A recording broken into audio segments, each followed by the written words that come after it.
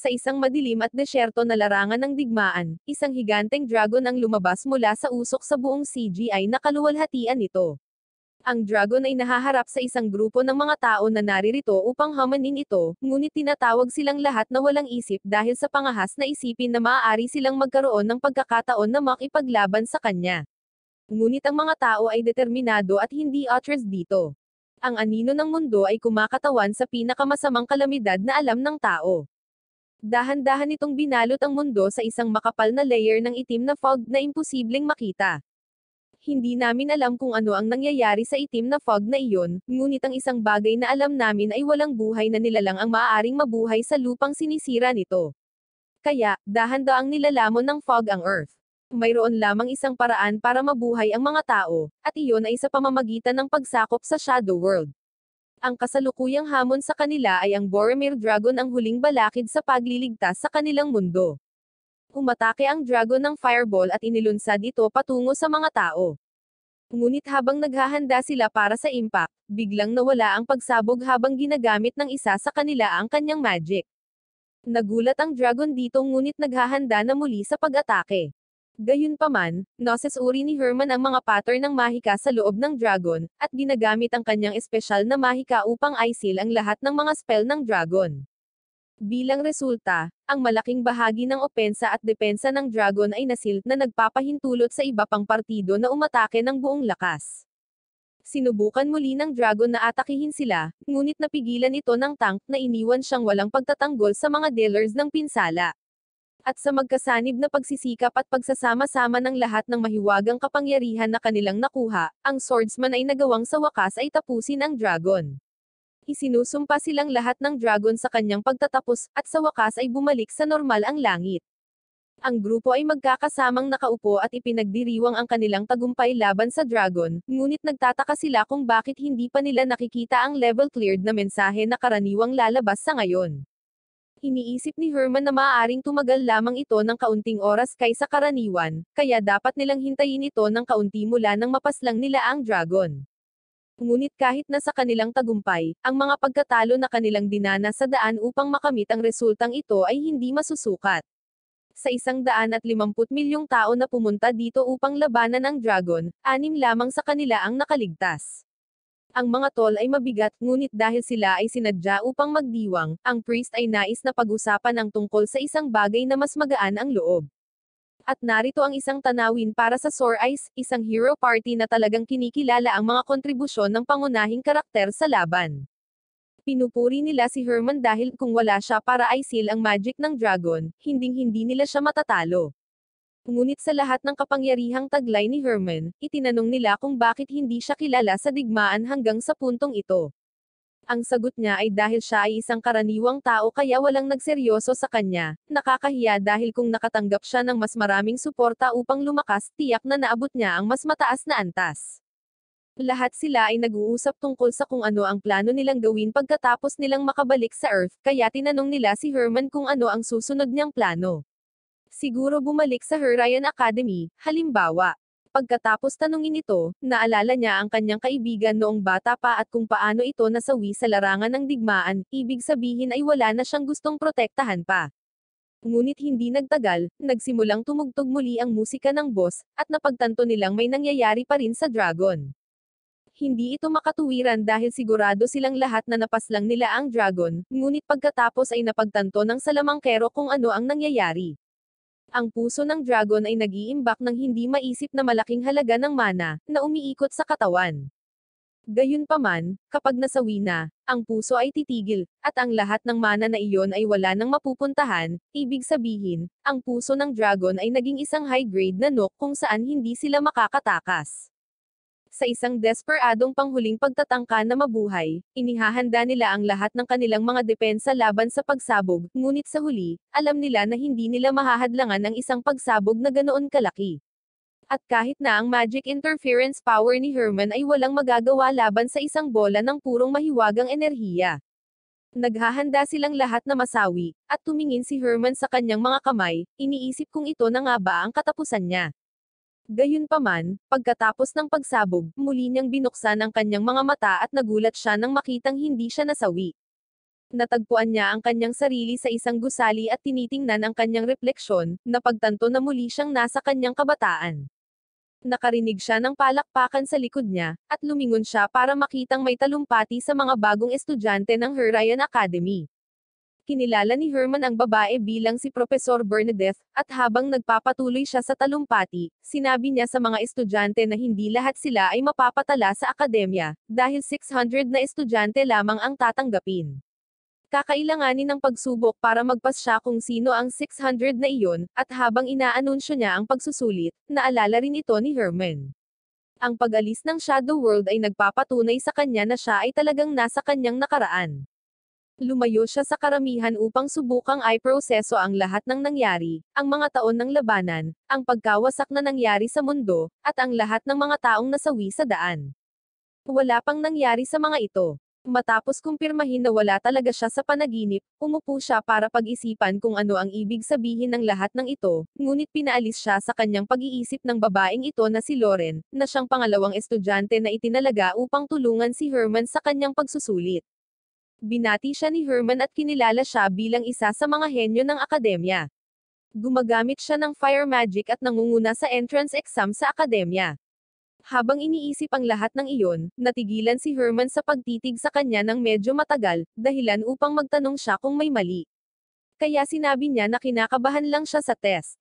Sinabihan siya ni Lauren na huwag kabahan, dahil ang Shadow World na kanilang papasukan ay isa na artificial na nilikha upang maging angkop para sa isang pagsubok. Ngunit habang sinusuri ni Lauren ang kanyang mga chart upang makita kung ano ang kanyang kakayahan sa pakikipaglaban, napansin niya na siya ay isang karaniwang tao. Siya mismo ay walang problema sa pagiging isang ordinaryong tao, ngunit sa kung paano gumagana ang paaralan, kahit na pumasa siya sa pagsusulit, siya ay ilalagay sa beta class. Naaalala ni Herman ang lahat tungkol sa diskriminasyon sa akademya, at kung paano inilalagay ang lahat ng mga maharlika sa alpha class at lahat ng mga karaniwang tao sa beta class. Dahil dito, kahit na nagtataglay ka ng pambihirang talento tulad ni Herman, hindi ka makakakuha ng maayos na edukasyon dahil sa iyong katayuan, na dinudurog ang talento ng maraming karaniwang mage. Bago siya mag-alala tungkol doon, kailangan pa niyang pumasa sa entrance test. Kaya dinala siya ni Lauren sa bulwagan ng pagsusulit kung saan marami pang estudyante ang naghihintay na masuri din. Habang nakikita ni Herman ang silid, nakaramdam siya ng nostalgia para dito, ngunit medyo nagulat si Lauren sa kanyang kawalan ng sorpresa matapos makita ang napakalaking silid. Pilit niyang pinapawi ito, sinasabing nakakita na siya ng ganito noon, ngunit alam ni Lauren na hindi posibleng totoo ang mga sinasabi niya, dahil ang lugar na ito ay isa lang sa buong mundo sa ngayon. Medyo naghihinala siya sa kanya, ngunit wala na siyang oras para magtanong patungkol dito dahil malapit nang magumpisa ang pagsusulit. Nagmamadali silang pumunta sa silid ng pagsusulit, ngunit bago sila makarating doon, pinigilan sila ng lalaking ito, si Eddie. Siya at si Lauren ay hindi magkasundo, at hindi niya sinusubukang itago ang katotohanan iyon. Sinisikap niyang kutsain siya ng kaunti sa pamamagitan ng pagtawag sa kanya ng maikli at mabagal, ngunit sa kabila ng lahat ng mga pang-iinsulto na ibinabato nito sa kanya, natalo pa rin siya nito sa mga nakaraang laban, kaya nainesperan si Eddie dito. Dahil malinaw na hindi siya nananalo sa argumento kay Lauren, lumipat siya kay Herman, at nang malaman na siya ay isang karaniwang tao, tinutuya siya ng husto para dito. Sa palagay niya ay walang kakayahan si Herman para makapasa sa entrance exam, ngunit kahit na nagawa niyang makapasa sa ilang milagro, mapupunta pa rin siya sa beta class. Ngayong sinabi na ito ni Eddie, sinimulan na ni Lauren na kunin ito ng personal, at sinabi niya kay Herman na mas mabuting pumasa siya sa entrance exam kahit anong mangyari. Nagpatuloy sila sa exam room, ngunit medyo dismayado pa rin si Herman sa lahat ng nangyayari dahil hindi pa rin niya matanggap na ito ang kanyang realidad. Gayunpaman, nang makarating siya sa silid, nakita siya ng kanyang kaibigan noong bata pa siya, at sa sandaling iyon, nanon pa siya sa kanyang sarili, sisiguraduhin niyang hindi na mauulit ang trahedya. Tinatawag siya nito bilang Romanev, ngunit sa oras na ito, hindi pa niya ito aktwal na nakikilala, kaya't ang pag-arte na pala kaibigan sa kanya ay magiging kakaiba. Kaya kapag tinanong ni Roman na kung paano niya nalaman ang kanyang pangalan, ipinaliwanag ito ni Herman sa pagsasabing nasa iisang grupo sila ng test at ipinapakita ang kanyang pangalan. Tinanggap niya ito at binati siya ng good luck sa test at umalis. Sinabi ni Lauren kay Herman na kasama siya sa Group D, at binibigyan siya ng briefing sa pagsusulit na kanyang kukunin. Isa itong karera sa Erenie Plains, isang beginner-level Shadow World. Ngunit bagamat maaari itong tawaging Shadow World, hindi ito kasing delikado ng tunay na bagay, dahil partikular itong nilikha para sa layunin ng pagsubok sa mga mag-aaral na may mga sistemang pangkaligtasan sa lugar. Kaya, sa sandaling makatanggap ng anumang mapanganib na pinsala, ang mag-aaral ay agad na ililikas at tatanggap ng medikal na atensyon. Ang pinsala ay hindi nangangahulugang magmumole sa Shadow World dahil pinapayagan ang paggamit ng mahika at labanan. Ang iba pang mga mag-aaral sa pagsusulit ay malayang umatake sa isa't isa sa kanilang kalooban. Pagkasabi nito, muling nagpakita si Eddie upang kutsain si Lauren, at sabihin sa kanya na walang paraan na makakapasa si Herman, lalo na't ang kanyang tagapagturo ay isang Magic Knight na si Alice. Ang balita na si Alice ay isang Magic Knight ay nagpabigla kay Lauren, ngunit alam na ni Herman ang lahat tungkol kay Alice mula noong sila ay magkasamang lumaban. Siya ay isang hindi kapani-paniwalang mahusay na kabalyero at maaaring gumamit ng Vision Magic, na imposibleng baligtarin. Siya rin ay isang mapagkakatiwalaang teammate hanggang sa huli, kaya masaya si Herman na makita siyang muli, kahit na hindi pa rin siya masyadong madaldal. Inangkin ni Eddie ang tagumpay sa isang ito, at si Alice ay may napakagandang track record at lahat ng mga parangal ng isang Magic Knight, habang ngayon si Herman, well, siya lang si Herman.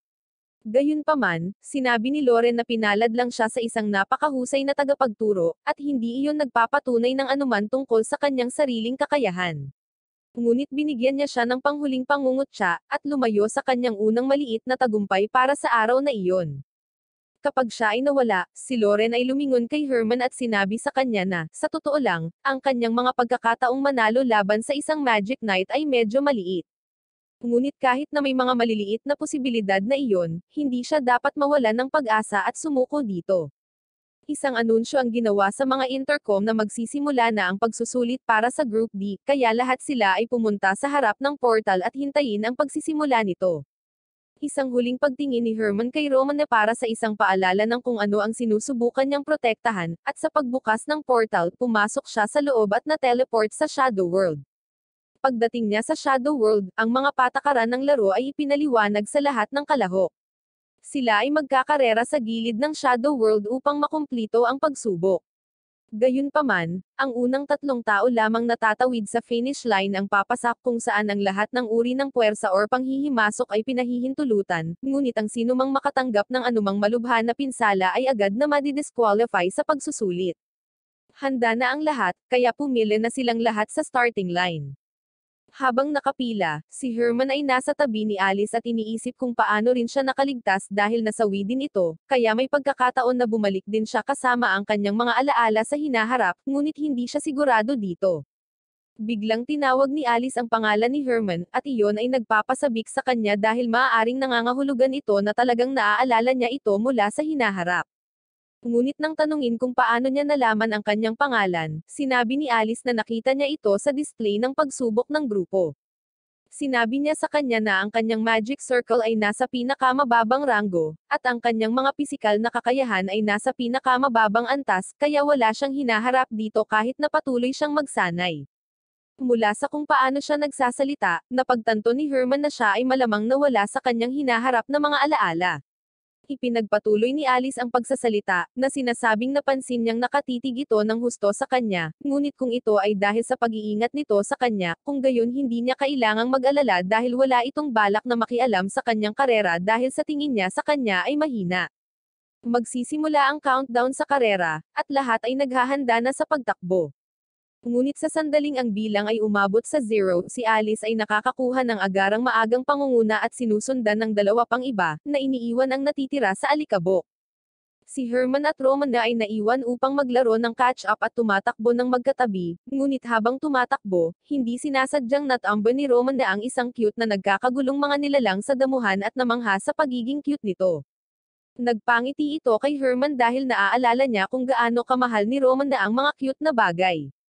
Ngunit mula sa kanyang pananaw, hindi pa niya nakilala ang lalaking ito sa buong buhay niya, at kinakausap siya nito ng napakatagal para sa isang pagsusulit, kaya napagpasyahan niya na si Herman ay dapat na may crush sa kanya at sinabihan itong tumutok sa karera sa halip na sa kanya.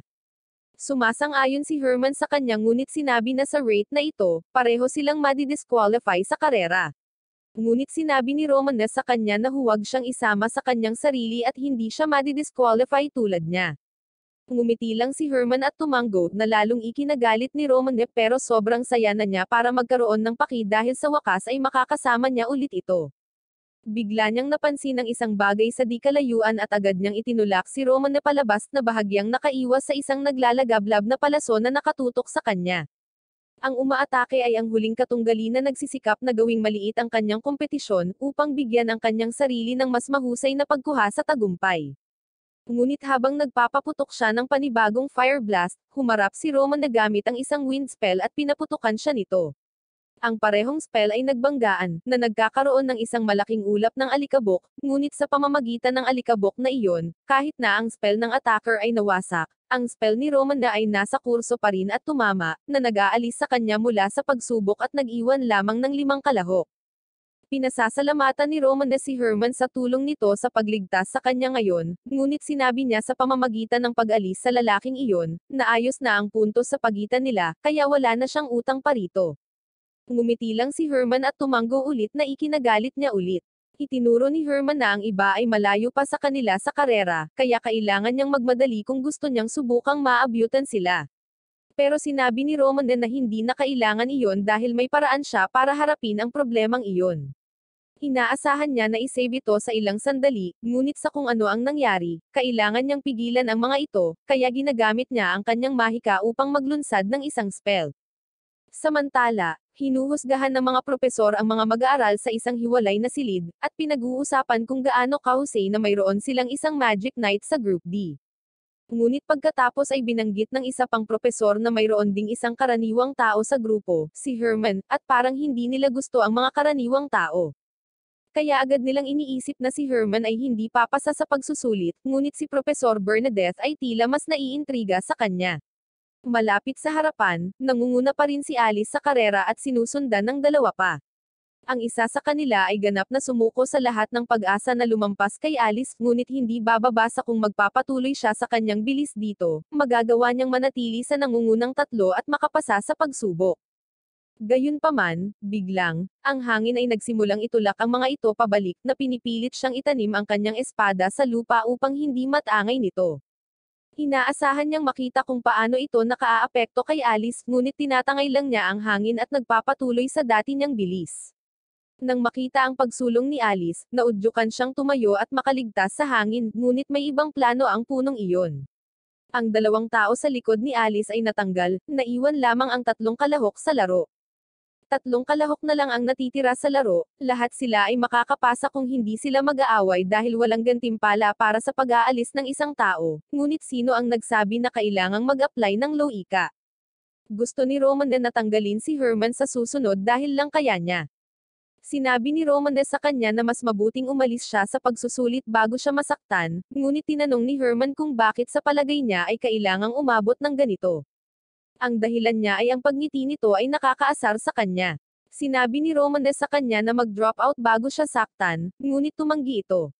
Nagulat siya na tumanggi pa rin itong umalis pagkatapos makita kung ano ang magagawa ng kanyang mahika, ngunit patuloy lang itong ngumiti, lalo itong ginagalit hanggang sa nagpasya na lang itong tapusin siya. Nagcast si Roman ng ilang magic circle sa hangin at gumamit ng wind strike kay Herman. Sigurado siyang naalis na siya ng mahika, kaya nagsimula siyang lumayo, ngunit habang ginagawa iyon, sinabi sa kanya ni Herman na ang kanyang kakayahang kontrolin ang maraming magic circle ng sabay-sabay ay medyo kahanga-hanga. Lumingon siya para makitang hindi siya nasaktan sa pag-ataking iyon at mas masahol pa, sinimulan niyang turuan siya kung paano siya dapat gumugol ng kaunting oras sa spell para lumakas ito. Dahil napakabilis niyang gumawa ng spell, ang kailangan lang niyang gawin ay gumawa ng kaunting pagsasaayos sa trajectory, at na-miss siya nito ng buo. Sumigaw si Roman na baka nagkataon lang na sumablay ang dati niyang mahika, pero sisiguraduhin niyang tiyak na tatama ang susunod. Gayunpaman, sa isang alon ng kanyang kamay, si Herman ay muling naging sanhi ng lahat ng mga spell upang makaligtaan siya ng buo. Napagtanto niya na ang ginagawa ni Herman ay binabaligtad ang kanyang spell, ngunit hindi niya matanggap na kaya niyang gawin ang ganoong bagay dahil si Herman ay sinadya na nasa pinakamababang bilog ng mahika, kaya hindi ito dapat makagamit ng advanced magic. Sinubukan niyang muli ang kanyang spell, ngunit predictably, wala itong ginagawa sa kanya, at madali niyang sinisira ito, na nagpapatunay na talagang binabaligtad niya ang kanyang spell at nasa mas mataas na antas ng kasanayan kaysa sa kanya. Sigurado siyang nagsisisi siya na hindi na lang siya iniwan, dahil ngayon ay mayroon siyang lahat ng karapatan na i-eliminate siya. Gayunpaman, hindi niya pinaplanong lumabas ng ganoon kadali at sinisikap niyang lampasan ang kanyang kakayahang ipawalang bisa ang kanyang mga spell sa pamamagitan ng pagpapaputok ng ilan sa mga ito ng sabay-sabay. Gayunpaman, mas masahol pa ang hinarap ni Herman at kaya pa rin niyang harapin ang mga ito, at mayroon pa siyang oras na magkaroon ng panloob na monologo. Iniisip kung paanong si Roman na ay talagang mas malakas kaysa sa karamihan ng mga mag-aaral sa academy, ngunit hindi sapat ang lakas upang baguhin ang kanyang kapalaran sa hinaharap, kaya kailangan niyang maging mas malakas sa pagkakataong ito. Para magawa iyon, kailangang si Herman ang manalo sa karerang ito. Sa wakas ay naging seryoso siya at ginamit ang kanyang kapangyarihan para ipawalang bisa ang lahat ng mga spell ni Roman na kasama ang kanyang mga magic circle na nagiiwan sa kanya na pagod sa lahat ng magic na ginamit niya. Maaring alisin siya ngayon ni Herman, ngunit gusto pa rin niya ito, kaya sinimulan niya itong turuan ng ilang bagay na nakalimutan niyang isaalang-alang nang muli siyang inatake nito. Magagawa ni Herman ang iba pang mga bagay kaysa sa mga kabaligtaran na spell, kaya maaari rin siyang mag-cast ng mga regular na spell, sa kasong ito, mag-grease sa kanyang sarili. Ang grease ay isang spell na nagpapawalang bisa sa friction para sa target, ngunit kadalasang ginagamit ito bilang isang pag-atake upang patumbahin ang isang kaaway mula sa kanyang mga paa, kaya nagtataka siya kung bakit niya iyon gagamitin sa kanyang sarili. Si Herman ay lumipat sa pangalawang punto. Ito ay isang karera, hindi isang labanan, ibig sabihin ay hindi siya mananalo maliban kung tatawid siya sa finish line, kaya ang pakikipaglaban dito ay isang pag-aaksaya lamang ng oras. At ang huli, kahit na masira siya ng husto, hindi siya mamamatay dito, kaya nagagawa niya ang isang bagay tulad ng paglulunsad ng isang spell ng apoy sa kanyang sarili. Sinimulang sabihin ni Roman na nakakabalisa ang sinasadyang tamaan ang iyong sarili ng isang spell ng apoy, ngunit bago pa siya makatapos, inilunsad na niya ang kanyang atake, ibinagsak siya sa lupa, kung saan napagtanto ni Roman na nakakuha talaga siya ng pagkatalo, at hindi niya magawa na magalit dito. Samantala, tatawid na si Alice sa finish line, ngunit napansin niyang mabilis na papalapit sa kanya ni Herman at napagtanto niya na sa bilis nito ngayon, malapit na siyang maabyutan at lalagpasan. Kaya, tumalikod siya at naghahanda na harapin siya ng direkta, habang humihingi ng paumanhin sa pagtawag sa kanya na mahina dahil malinaw na kaya niyang i-handle kanyang sarili. Naghahanda siya ng ilang magic circle at nagnanais na ilunsad ang mga ito, na pinipilit siyang i-deactivate ang grease spell at simulang subukang i-inverse ang magic circles na kanyang ginawa. Napagtanto ni Alice na kontrolado niya ang kanyang mga spell, kaya pinaputok niya ang mga ito bago niya ganap na makontrol ang lahat ng mga ito, na pinilit si Herman na gamitin ang mga spell na kinokontrol niya upang ilihis ang karamihan sa pinsala mula sa kanyang sarili. Humanga si Alice sa kanyang mabilis na pag-iisip at naiwasan niya ang isang malakas na atake pagkatapos ng lahat ng iyon, ngunit kailangan pa rin niyang manalo, kaya't balak niyang mag-spell ng mabilis upang hindi siya mabigyan ng sapat na oras upang i-inverse ito.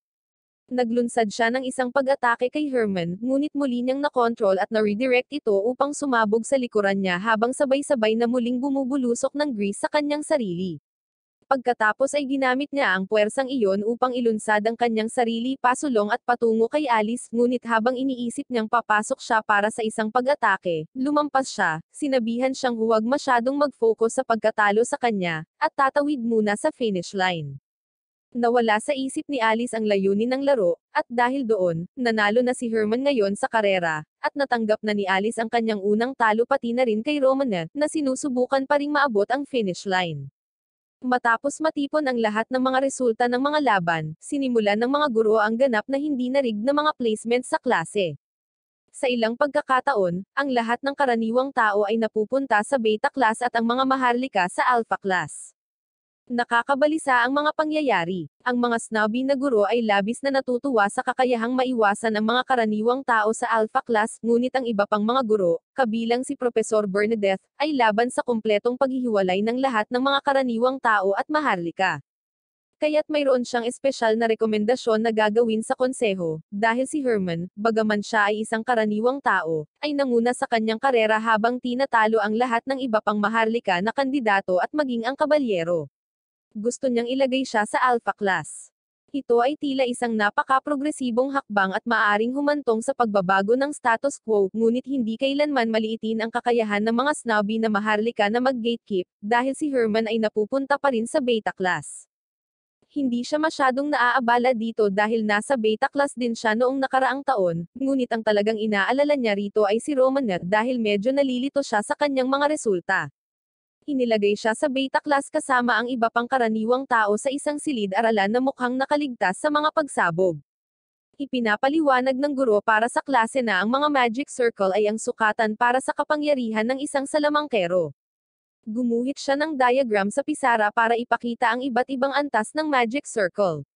Ang pinakamataas ay 7 at ang pinakamababa ay 1, at sa kanyang mapagmataas na labi, mariin niyang sinabi na ang lahat ng mga karaniwang tao sa klase ay mahina, at kailangan na magkaroon ng mga circle levels na hindi bababa sa 2 upang makapasok sa alpha class, ngunit lahat sila ay may isa lang na magic circle level. Gayunpaman, nasa level 2 si Romanek kaya hindi niya maintindihan kung bakit siya inilagay sa klase na ito. At higit pa doon, kaklase siya ni Herman at katabi niya talaga sa upuan na ikinainis niya. Samantala, iniisip ni Herman ang tungkol sa pakikipag-usap nila kay Profesor Bernadette pagkatapos ng pagsusulit. Nagkita sila sa isa't isa habang umiinom ng tsaa, at pinasalamatan siya ni Herman sa lahat ng tulong na ibinigay niya sa kanya mula noong nagboluntaryo siya sa orphanage kung saan siya naroon. Masaya si Bernadette na naaalala siya nito at binabati siya sa pagtalo kay Alice, ngunit sa kabila ng malinaw na pagpapatunay na siya ay mas mahusay kaysa sa karaniwang maharlikang salamangkero, hindi pa rin siya makalampas sa mga maharlika upang ilagay siya sa alpha class. Alam niyang ang mga maharlika dito ay relihiyoso sa kanilang gatekeeping, ngunit kung siya ay tinalikuran mula sa alpha class sa kabila ng pagiging malakas, tiyak na mayroong iba sa beta class na makapangyarihan ngunit hindi kailanman nabigyan ng sapat na pagsasanay upang maabot ang kanilang tunay na potensyal. Kaya, gagawin niyang misyon na hanapin ang mga taong iyon at itaas ang kanilang mga talento bilang paghahanda sa darating na sakuna. Nang maglaon sa araw na iyon, si Roman na ay nakaupo nang nanlulumo sa pagiging nasa beta class. Nang lumapit ang lalaking ito sa kanya na nagngangalang Donnie, tinanong ni Donnie kung siya si Romana, anak ni Baron Ero. Pagkatapos niyang kumpirmahin iyon, sinabi ni Donnie na isa siyang bagong estudyante sa Alpha Class at narito siya para imbitahan siya sa kanyang party. Sumali siya sa Blue Moon Party, na binubuo ng mga pinakamahuhusay na tao sa Alpha Class, kaya gusto niyang sumama siya sa kanya dahil napakahusay ng kanyang mga kasanayan at mayroon siyang magandang bloodline. Magiging magandang pagkakataon ito para makapasok siya sa mga estudyante ng Alpha Class. Tatanggapin na niya ang alok, ngunit pagkatapos ay sinabi ni Donnie ang kanyang mga kondisyon. Bilang kapalit sa pag-imbita sa kanya sa Blue Moon Party, gusto niyang lumabas siya kasama niya. Nakilala niya ito sa loob ng 20 segundo at niyaya na siyang lumabas. Nagulat si Romane sa biglaang proposal at umatras, iniisip na hindi niya ito maaaring seryosohin, ngunit seryoso si Donnie at sinabing ito ay love at first sight nang pagmasdan siya nito sa lugar ng pagsubok. Sa palagay niya ay hindi patas na siya ay inilagay sa beta class habang siya ay isang maharlika. Kaya, kung gusto niya, maaari siyang sumama sa kanya. Humihingi siya ng ilang oras para pag-isipan ito. Iniwan siya ni Donnie ng isang kwintas bilang patunay ng kanyang pag-ibig, at umaasa na makakarinig muli mula sa kanya sa lalong madaling panahon. Habang pinag-iisipan ni Roman na ang nangyari, nagulat siya kay Herman, na sumulpat sa likuran niya. Bumagsak siya sa lupa at sinabihan siya na huwag magtago sa kanya ng ganoon, nagtatanong kung ano ang gusto nito mula sa kanya. Sinabi ni Herman na mayroon siyang kaparehong panukala na ginawa ni Donnie para sa kanya, minus ang bahagi ng paglabas. Natutuwa siyang isipin na tatanggapin niya itong sumali sa kanyang party pagkatapos niyang maimbitahan sa Blue Moon Party. Ngunit natatandaan ni Herman na ganoon din ang nangyari sa kanya noong nakaraang buhay, at ito ang pinakamalaking pagkakamaling nagawa niya, kaya't pinipigilan niya itong gawin muli. Gayunpaman, hindi niya nakikita ang mabubuting hangarin ni Herman at sinabi lang sa kanya na iwanan siya. Nang walang ibang mga pagpipilian, inilabas niya ang isang liham at hiniling kay Roman na basahin ito kapag siya ay nag-iisa. Sa tingin ni Roman na ito ay dapat na isang uri ng liham ng pag-ibig, ngunit sinabi sa kanya ni Herman na sirain ang sulat pagkatapos niyang basahin ito para sa kanyang sariling kapakanan. Na-curious siya dito at binuksan niya ang sulat pagkaalis niya, ngunit ang hitsura ng kanyang mukha ay nagsasabi sa akin na ito ay isang bagay na ayaw niyang malaman ng sinuman. Habang naglalakad sa mga bulwagan, iniisip ni Herman kung ano ang magiging reaksyon ni Romanes sa sulat na ibinigay sa kanya, ngunit malamang na magalit lang siya. Pagkatapos ay napansin niya ang isang lalaki sa isang upuan na nakaupo sa labas, at sa wakas ay natagpuan niya ang isa sa iba pang mahuhusay na tao na hinahanap niya. Si Primo ay isa sa pinakamabilis na swordsman sa larangan ng digmaan sa hinaharap, at sa timeline na iyon, halos wala siyang pagsasanay. Kaya, sa tamang pagsasanay at pagganyak mula kay Herman sa pagkakataong ito, siya ay nagiging higit pa na malakas. Habang iniisip ni Herman ang lahat ng ito, tumakbo si Romanes sa kanya at gustong itanong kung saan niya nakuha ang impormasyon sa sulat na iyon. Ngunit sinabihan siya ni Herman na tumahimik saglit dahil magsisimula na ang mga laban sa pagsasanay. Tumingin si Roman na kay Primo, at talagang kinikilig siya sa mga level ng cuteness na nasasaksihan niya.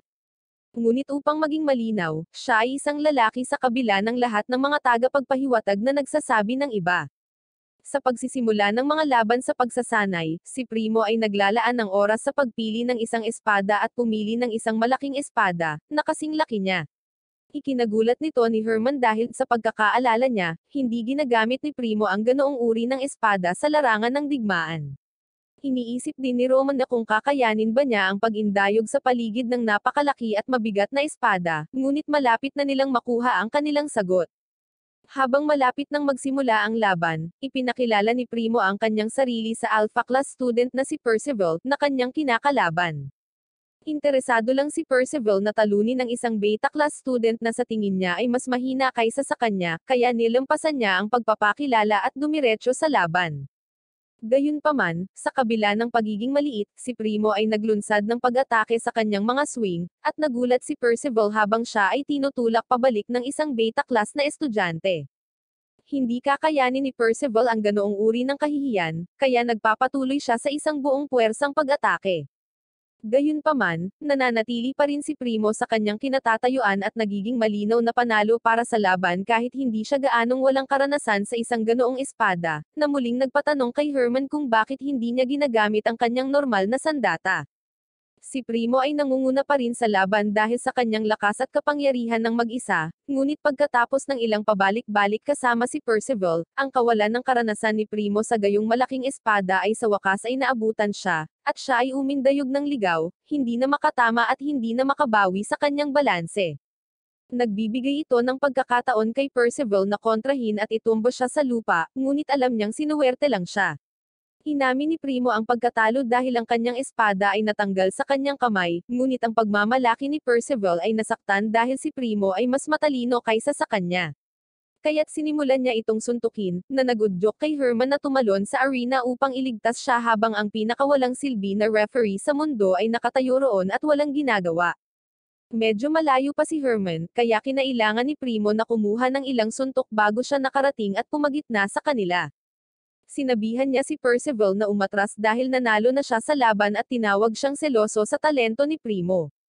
Nagpapagalit ito kay Percival, at sinubukan niyang hampasin si Herman sa ulo, ngunit hinaranggan lang ni Herman ang atake, naputol ang espada sa proseso at binigyan si Percival ng hitsura ng umalis ka na or mananagot ka sakin. Nakuha ni Percival ang mensahe at umatras sa ngayon, sinabing hindi niya malilimutan ang mukha ni Herman. Pagkatapos ng buong kaguluhang iyon, dinala ni Primo at Romanes si Herman sa isang waiting room para malagyan siya ng benda, matapos ang pinsalang natamo niya sa braso mula sa pagsangga na iyon. Gayunpaman, hindi ito kasing sama ng iyong iniisip dahil gumamit siya ng mahika upang maabsorb ang karamihan sa pinsala, kaya ang pinsalang ginawa sa kanya ay minimal. Ngunit kahit na ganoon ang kaso, ang kanyang braso ay magtatagal pa rin upang gumaling, kaya't si Primo ay humihingi pa rin ng tawad sa pagkakasangkot sa kanya, at pati na rin sa paggawa ng isang kaaway sa isa sa mga estudyante ng Alpha Class. Sa pamamagitan ng kanyang taos-pusong paghingi ng tawad, ang tanging naiisip ni Roman ay kung gaano siya kakyut. Ipinakilala ni Primo ang kanyang sarili kay Herman, ngunit bago magawa ni Herman ang parehong bagay, pumasok si Roman at nagpakilala muna. Paulit-ulit niyang ginagawa ito sa buong pag-uusap ni Primo at Herman dahil sa pagiging cute niya. Pagkatapos ng kanilang pambungad na pag-uusap, muling nagpasalamat si Primo kay Herman para sa kanyang tulong ngayon at sinabi kung mayroon siyang anumang bagay na kailangan niya sa kanya, huwag mag-atubiling tumawag sa kanya. Sinabi ni Herman na pinahahalagahan niya ito at tiyak na tatanggapin siya sa alok na iyon. Pag-alis ni Primo, tumingin siya kay Roman na at tinanong siya kung gusto niyang makipag-usap ngayon. Tumungo sila sa likod ng isang gusali ng paaralan, at tinanong ni Roman na kung sinabi niya sa iba ang tungkol sa nilalaman ng sulat na isinulat niya. Sinabi ni Herman na wala pa, ngunit alam ito ng mga snobby na propesor, at iyon ang dahilan kung bakit nila siya inilagay sa beta class sa kabila ng kanyang kakayahan. Ang sikreto ni Roman na ay ang kanyang ama ay isang merchant na gumawa ng Fortune 500 na kumpanya at kumikita ng malaki. Upang magkaroon ng mas magandang buhay kasama ang kanyang anak na babae, bumili siya ng isang maharlika na titulo mula sa isang mahirap na maharlika na pamilya at natanggap ang apelyidong Ero. Bagamat isa na siyang maharlika ngayon, hindi iyon nakikita ng pinakasnabi na maharlika at laging handang bantayan ang isang ordinaryong tao, kahit na sila ay sobrang mayaman. Dahil dito, gusto ni Herman na tanggihan ni Roman na ang alok mula kay Donnie dahil ang Blue Moon ay bukas lamang sa mga nobles. Kapag nalaman nila ang tungkol dito, sisirahan siya ng mga gate na iyon ng mas mahirap kaysa sa anumang naranasan niya. Kung sa tingin niya ay maaari siyang protektahan si Donnie, siya ay kasing sama ng iba pang mga maharlika pagdating sa pagtrato sa mga karaniwang tao. Kaya't muling pinalawig ni Herman ang alok na sumali siya sa kanyang partido, na nagpaisip kay Roman na plano niyang ay blackmail siya sa impormasyong mayroon siya. Ngunit hindi, masyadong klase si Herman para dyan at may isa pang card sa kanyang manggas, si Primo. Kung sasama rin sa kanya si Primo, papayag siyang sumali dahil may balidong punto siya. Pero klarohin ang mga bagay-bagay, naiinis pa rin siya sa kanya. Nakikita namin ang alaala ni Primo kasama ang kanyang ina, habang sinusubukan niyang kumbensihin siya na mahal pa rin siya ng kanyang ama sa kabila ng pag-alis para sa gatas at hindi na bumalik. At least, naiwan sa kanya ang isang espada, na sabi ng nanay niya ay regalo ng kanyang ama, na nagpapatunay na mahal nga niya ito. Hanggat nabubuhay ang espada, magsisilbi itong patunay na iniisip pa rin siya ng kanyang ama at inaalagaan siya, at pagkatapos ay biglang nasira ang espada. Kasabay nito, nagbabago ang mood ng panaginip, at habang paulit-ulit na sinasabi ng kanyang ina na mahal kanya, may napagtanto si Primo, na hindi talaga mahal ng kanyang ama. Nagising si Primo mula sa panaginip ngunit ang katotohanan ay kadalasang mas malupit dahil nasa dingding niya ang espadang iyon ngunit wala pa ring gatas. Kinalaunan sa araw na iyon, dinala ni Herman sina Roman at Primo sa isang opisina para opisyal na maitatag ang kanilang partido. Habang kumakatok siya sa pinto, sinabihan siyang pumasok ni Professor Bernadette. Sinabihan niya silang lahat na umupo, at nagbigay ng merienda para sa kanila bago mag-usap. Tinanong niya si Herman kung bakit gusto niyang bumuo ng isang partido dito, at agad siyang sumagot na nagsasabing gusto niyang ma-promote sa Alpha Class sa pamamagitan ng pagkapanalo sa susunod na test ranking. Nagtanong si Primo kung talagang napakahirap manalo sa mga pagsusulit sa ranggo, kaya ipinaliwanag ni Professor Bernadette ang prinsipyo. Ang pagsusulit sa pagraranggo ay isang paligsahan upang matukoy ang mga ranggo ng mga mag-aaral sa bawat baitang, at ginaganap sa pagitan ng mga mag-aaral sa Alpha Class at Beta Class. Ang mga kinakailangan para sa pakikilahok ay mga koponan ng 3 hanggang 6 na mag-aaral, kung saan ang mga partido ay nakikipaglaban sa isa't isa, at ang mananalo ay makakakuha ng ranggo sa bawat tagumpay. Iyon ay naglalagay ng mga partido na may 6 na miyembro sa isang malaking kalamangan, ngunit ang mga individual na tagumpay at pagsuporta sa mga kasamahan sa koponan, ay gumaganap din ng isang papel sa pagtukoy ng iyong antas ng kontribusyon sa tagumpay ng iyong koponan. Ang punto ng paligsahan ay upang masuri ang iba't ibang kakayahan ng mga mag-aaral, ngunit lahat ng iyon ay mga qualifier rounds lamang.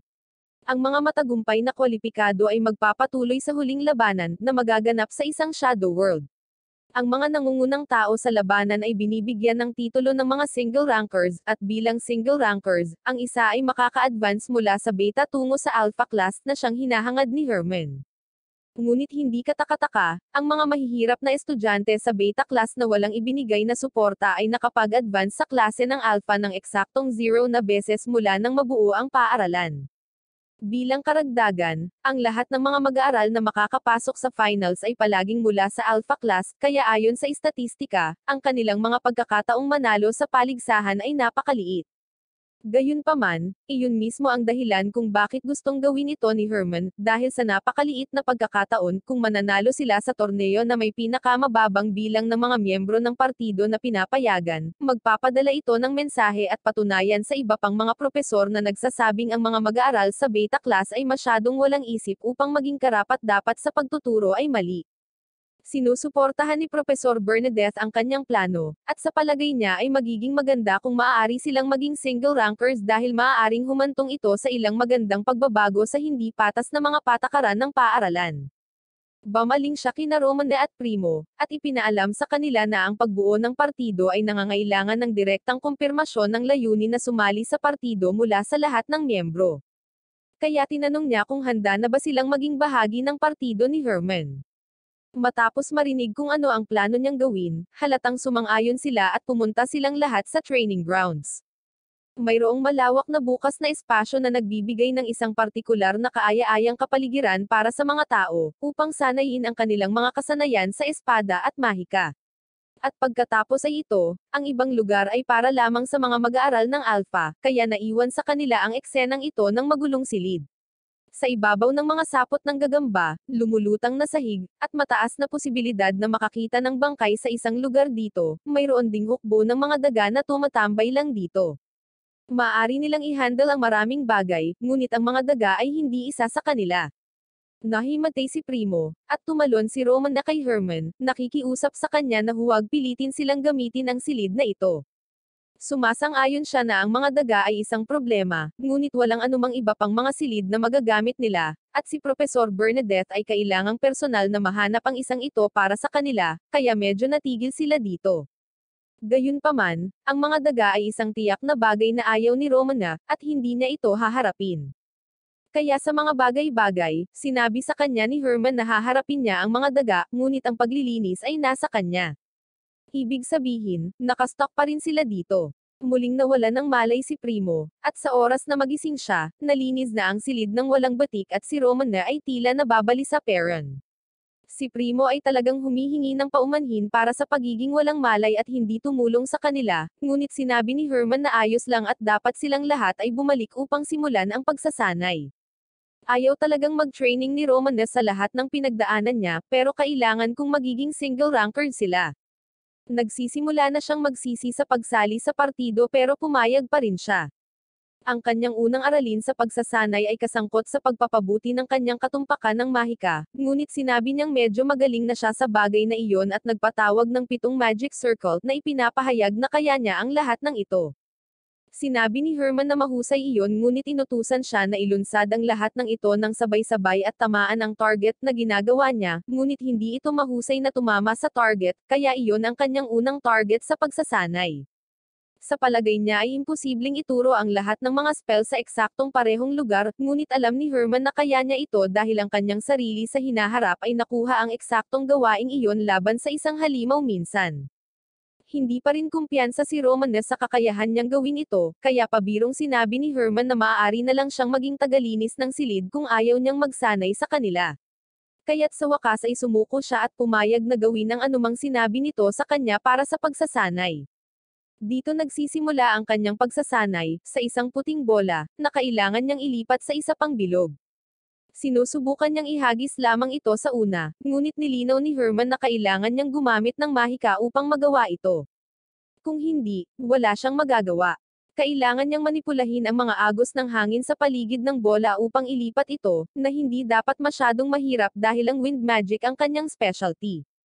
Siya ay sumang-ayon na subukan ito at simulan ang pagsasanay, at pagkatapos ng ilang sandali, ay nagawang ilipat ang bola. Pinupuri siya ni Herman sa isang mahusay na trabaho, at sinabi sa kanya na patuloy na ulitin ang aksyon hanggang sa maperpekto niya ito habang nagpapatuloy siya sa pagsasanay ni Primo. Ngunit habang si Primo ay nasa sabik na makita kung anong uri ng pagsasanay ang maaaring ihanda ni Herman para sa kanya, sinabi ni Herman na wala siyang dapat ituro kay Primo. Naperpekto na ni Primo ang kanyang sword technique at sapat na ang lakas upang manalo sa torneo tulad ng ngayon, ngunit hindi ito iniisip ni Primo kung isasaalang-alang ang kanyang nakaraang pagkatalo. Lahat ng sinabi ni Herman ay totoo, ngunit ang lahat ay nakasalalay kay Primo gamit ang kanyang buong potensyal. Sa hinaharap, tinapos niya ang kanyang mga kaaway sa sobrang bilis gamit ang kanyang rapier sword, kaya nagtatanong siya kung bakit pipili siya ng isang malaking espada sa labanan.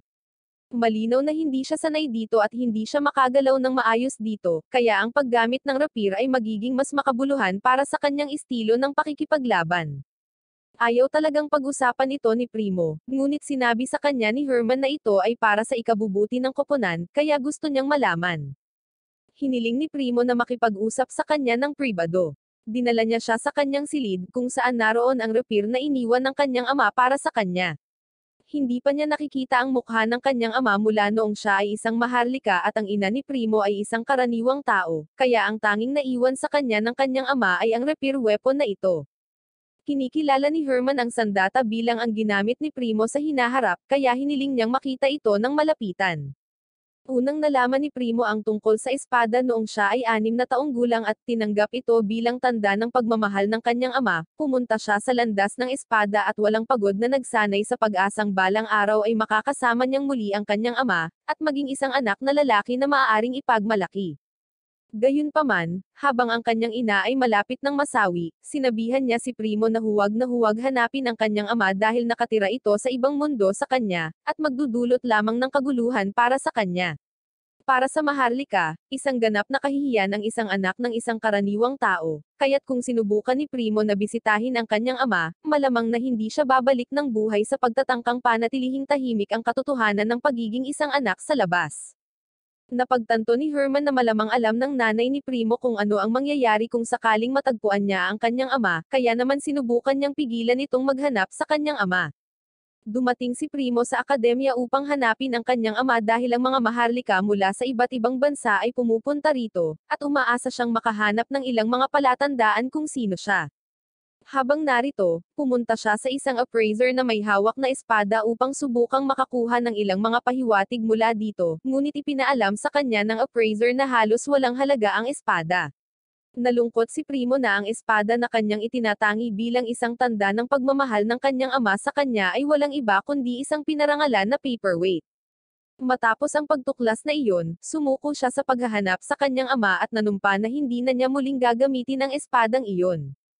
Kinabukasan, habang nagsasanay, si Primo ay gumagamit ng ibang espada, na mas maliit kaysa sa higanteng ginamit niya noon, at si Roman na ay naging mas mahusay sa pagpapalipat-lipat ng bola gamit ang kanyang mahika ngunit malayo pa ang mararating niya sa katumpakan.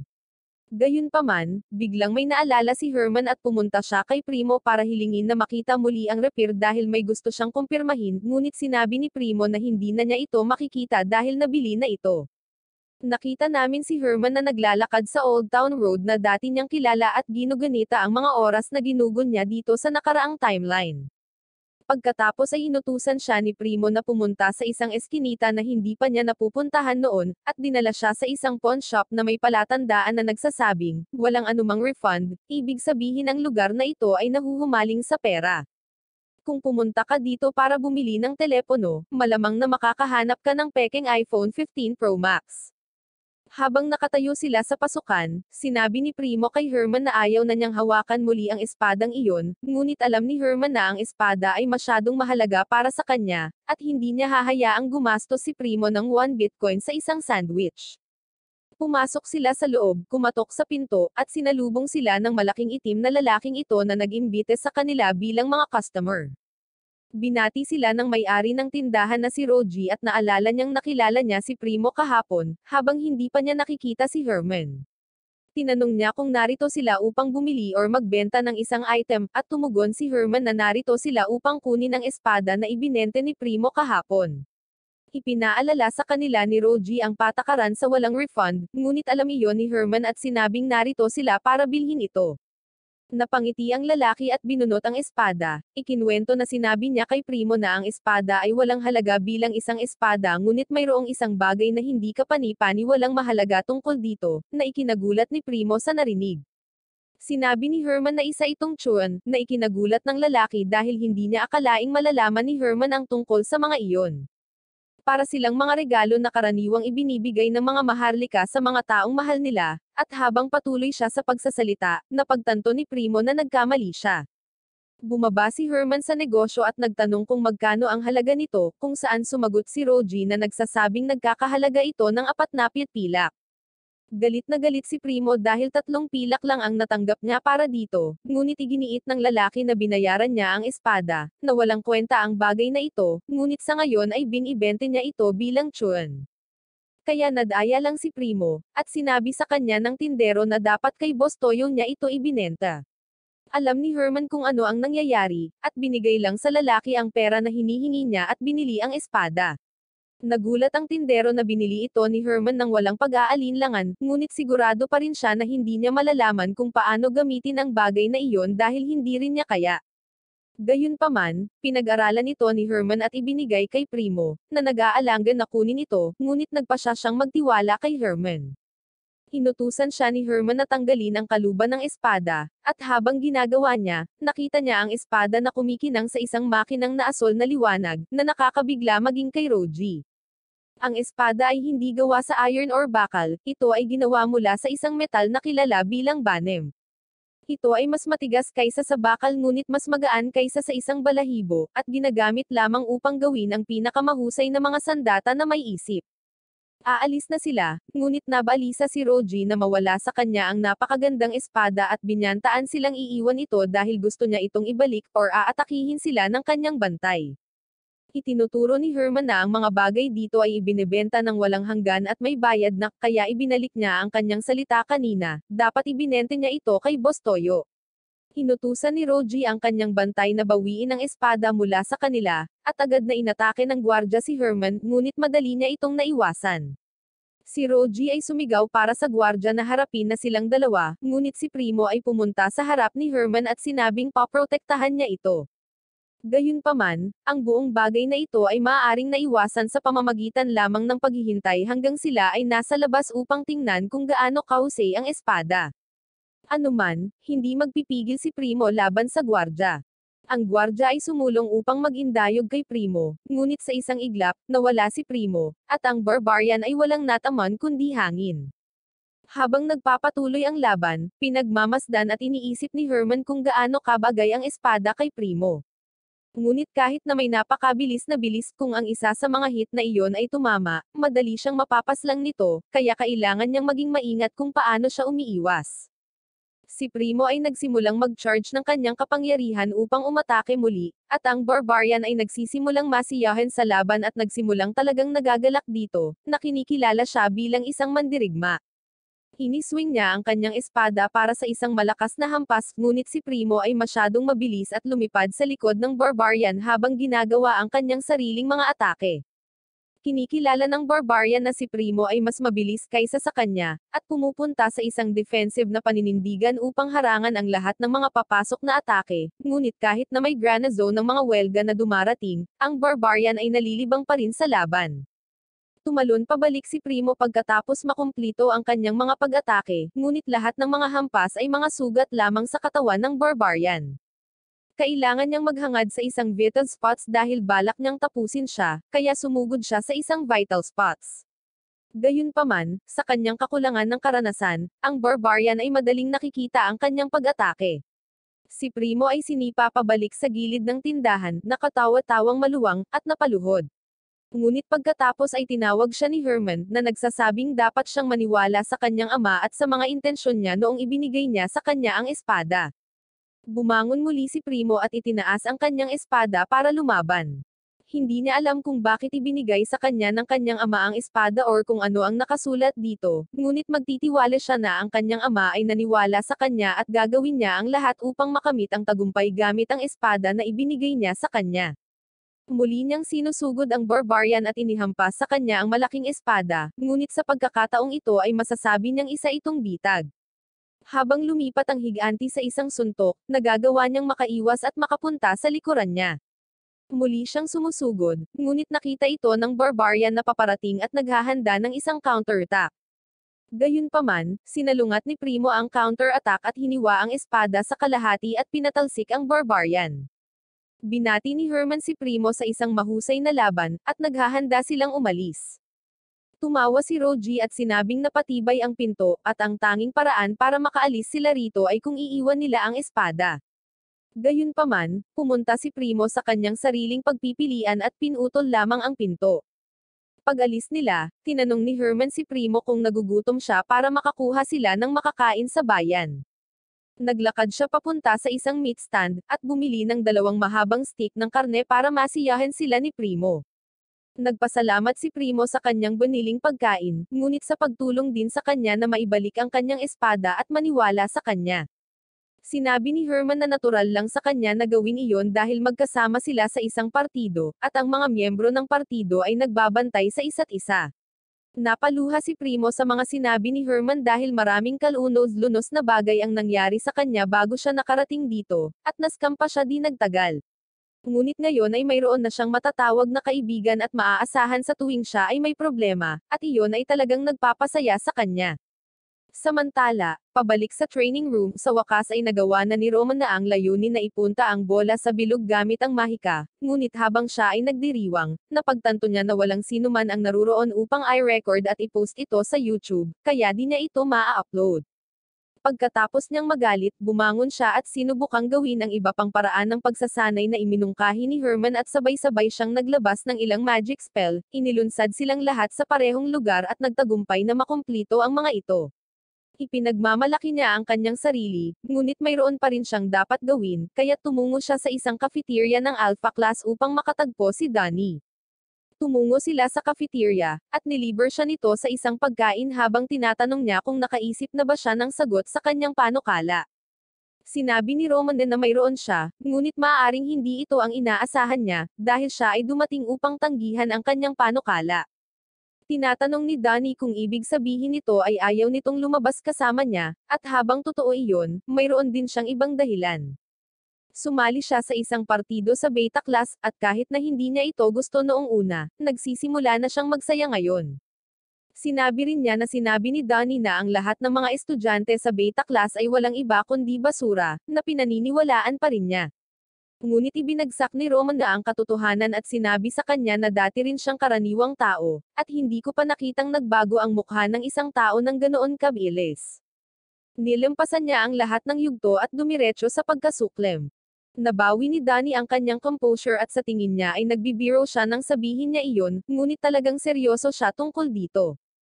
Kaya naman siya ay inilagay sa Beta Class kahit na siya ay isang maharlika, ngunit si Roman na ay ayos lang sa pagiging nasa Beta Class dahil ang kanyang mga miyembro ng partido ay hindi tumingin sa kanya ng pagkasuklam gaya ng ginawa niya. Sinabi ni Donnie na hindi niya siya imbitahan na sumali kung alam niyang siya ay isang karaniwang tao, at si Roman na ay tumayo upang umalis na nagkomento sa kung paano tama si Herman tungkol sa kung ano ang magiging reaksyon ni Donnie. Bago siya umalis, sinabi niya sa kanya na ang kanyang partido ay nagpaplano na ma-promote sa Alpha Class, kaya't magiging magkaaway sila mula ngayon, at nagpapasalamat din sa kanya para sa masarap na pagkain. Si Donnie ay nagngangalit sa galit habang inaalala ang dahilan kung bakit siya napupuot sa mga karaniwang tao, dahil sa panahon ng isang revolusyon, pinaslang nila ang kanyang mga magulang sa harap mismo ng kanyang mga mata. Nagpapatuloy tayo sa susunod na yugto ng kaganapan, ang Rangkang Tournament Qualifiers.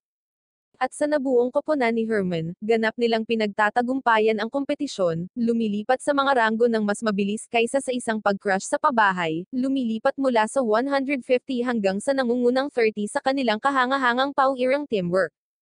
Si Profesor Bernadette ay nagiging masaya sa kung paano nangyayari ang mga bagay-bagay. Ngunit mas mabuting maging handa sila sa susunod na hakbang, dahil tiyak na sila na ang ita-target ngayon ng mga maharlika. Habang kumakalat ang balita ng isang Beta Class team na nakapasok sa ika-30 na posisyon sa qualifying Rangkang Tournament, ito ay inilalathala sa mga pahayagan, at ang pinuno ng Blue Moon Group ay galit na ang Beta Class ay talagang gumagawa ng maayos para sa isang beses. Hindi niya maaring panatilihin ang mga karaniwang tao sa kanyang mahalagang Alpha Class, kaya mula sa sandaling ito, mayroon na siyang plano. Inutusan niya silang tiyaking walang isang miyembro ng Beta Class team na iyon ang makakaligtas sa finals para hindi sila maging single rankers at sa gayon ay hindi na makakapasok sa Alpha Class. Inilalagay niya si Alice sa pamamahala sa mahalagang misyon na ito, dahil nakipag-away siya kay Herman noong nakaraan, at tinanong siya kung magagawa niyang manalo sa pagkakataong ito. Kumpiyansa niyang sinabi na gagawin niya ito, ngunit para Mullen Awan, wala siyang galit sa mga karaniwang tao. Personal niyang kinasusuklaman si Herman dahil siya ang unang taong nakatalo sa kanya sa isang paligsahan, kaya gusto niya ng rematch. Paglabas niya sa opisina, hinerangan siya nina Donnie at Percival, na gustong makipag-usap sa kanya. Naniniwala siya na may problema sila sa kanyang pagiging pinuno, ngunit hindi iyon ang issue. Nagkaroon din sila ng alitan kasama ang mga tao sa partido ni Herman, at sinabi nilang may mga personal silang isyo sa mga ito. Sinabi nila sa kanya na wala silang mga isyo sa kanyang pagiging pinuno, ngunit sina Romanda at Primo ay dapat ipaubaya sa kanila na harapin. Alam nilang mababawasan ang kanilang tsansa na manalo sa pamamagitan ng pakikipaglaban sa one-on-one na laban, ngunit ang kanilang ego ay nabahiran at hindi nila ito maaaring pabayaan ng hindi maparusahan. Hindi gusto ni Alice ang kanilang maling paghuhusga, ngunit hindi ito tulad ng mas mahusay siya kaysa sa kanila kung paano siya pupunta para sa isang rematch kay Herman. Samantala, nag-estratehiya si Herman kung paano mapapalakas ang mga kakayahan sa labanan ng koponan. Sa palagay niya ay sapat na ang kanilang mga kakayahan sa ngayon, kaya gusto niyang magpatuloy sa susunod na hakbang at makipagkita sa kanila upang ipasa ang pagbabago sa nakagawian. Walang pagsasanay ngayon, sa halip, sila ay pupunta sa aklatan upang pag-aralan ang kasaysayan. Si Roman na ay may parehong reaksyon na ginawa ko sa mga pagsusulit sa kasaysayan, at hindi makapaniwala na kailangan niyang basahin ang lahat ng makapal at mabibigat na librong ito. Ang dahilan sa likod ng impromptu na sesyon ng pag-aaral na ito, ay ang katotohanang isinasama ng mga Shadow World ang ilang makasaysayang aspeto sa kanilang operasyon. Kaya't kung alam nila ang mga kaganapan na malapit nang maganap, maaari nilang pigilan ang mga ito bago ito mangyari, kung gayon sila ay nasa mabuting kalagayan upang manalo sa laro. Gayunpaman, hindi nila talaga malalaman kung ano ang pagbabasehan ng larong Shadow World, kaya walang paraan upang matiyak kung aling mga makasaysayang kaganapan ang babasahin. Sinabi ni Herman na alam niya iyon, at sa kadahilanang iyon, pumili siya ng ilang makasaysayang kaganapan para sa kanila na basahin ng random. Hindi gusto ni Roman na ang ideya na ibinabatay lamang nila ang kanilang mga pagkakataong manalo sa intuwisyon ni Herman, ngunit muli, ang alternatibo ay ang pagbabasa ng buong shelf ng mga libro, kaya bigla siyang natuwa na umasa sa mga pagpipilian ni Herman. Ang mga pagpipilian ni Herman ay hindi talaga basta-basta dahil alam niya kung ano ang hamon na kanilang haharapin. Ipinagpatuloy nila ang kanilang pag-aaral, at pagkaraan ng ilang oras, tinitingnan ni Primo si Herman sa ilang paraan, at napakalinaw na kahit si Roman na ay nakikita ito. Sinimulan niya itong asarin sa shopping trip nila noon ni Herman at kung paano malamang na kumuha rin sila ng makakain, which is true since bumili sila ng meat sticks, pero malamang ang habol ni Primo ay ang meat stick ni Herman. Patuloy na pinipilit ni Roman de si Primo na sabihin sa kanya kung ano ang iniisip niya tungkol kay Herman, at si Herman, na nakaupo sa tapat nila, ay kailangang magpanggap na hindi niya naririnig ang kanilang sinasabi. Patuloy silang nagkakagulo hanggang sa hindi sinasadyang nagpadala sila ng isang libro na lumilipad pataas at sa hangin, na dama po sa ulo ni Herman at pinilit itong kilalanin ang kanilang pag-uusap tungkol sa kanya.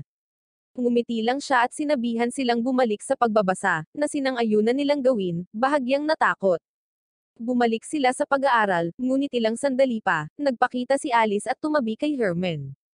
Walang ideya sina Romanda at Primo kung ano ang ginagawa niya rito, ngunit hindi niya ito pinansin at binati si Herman.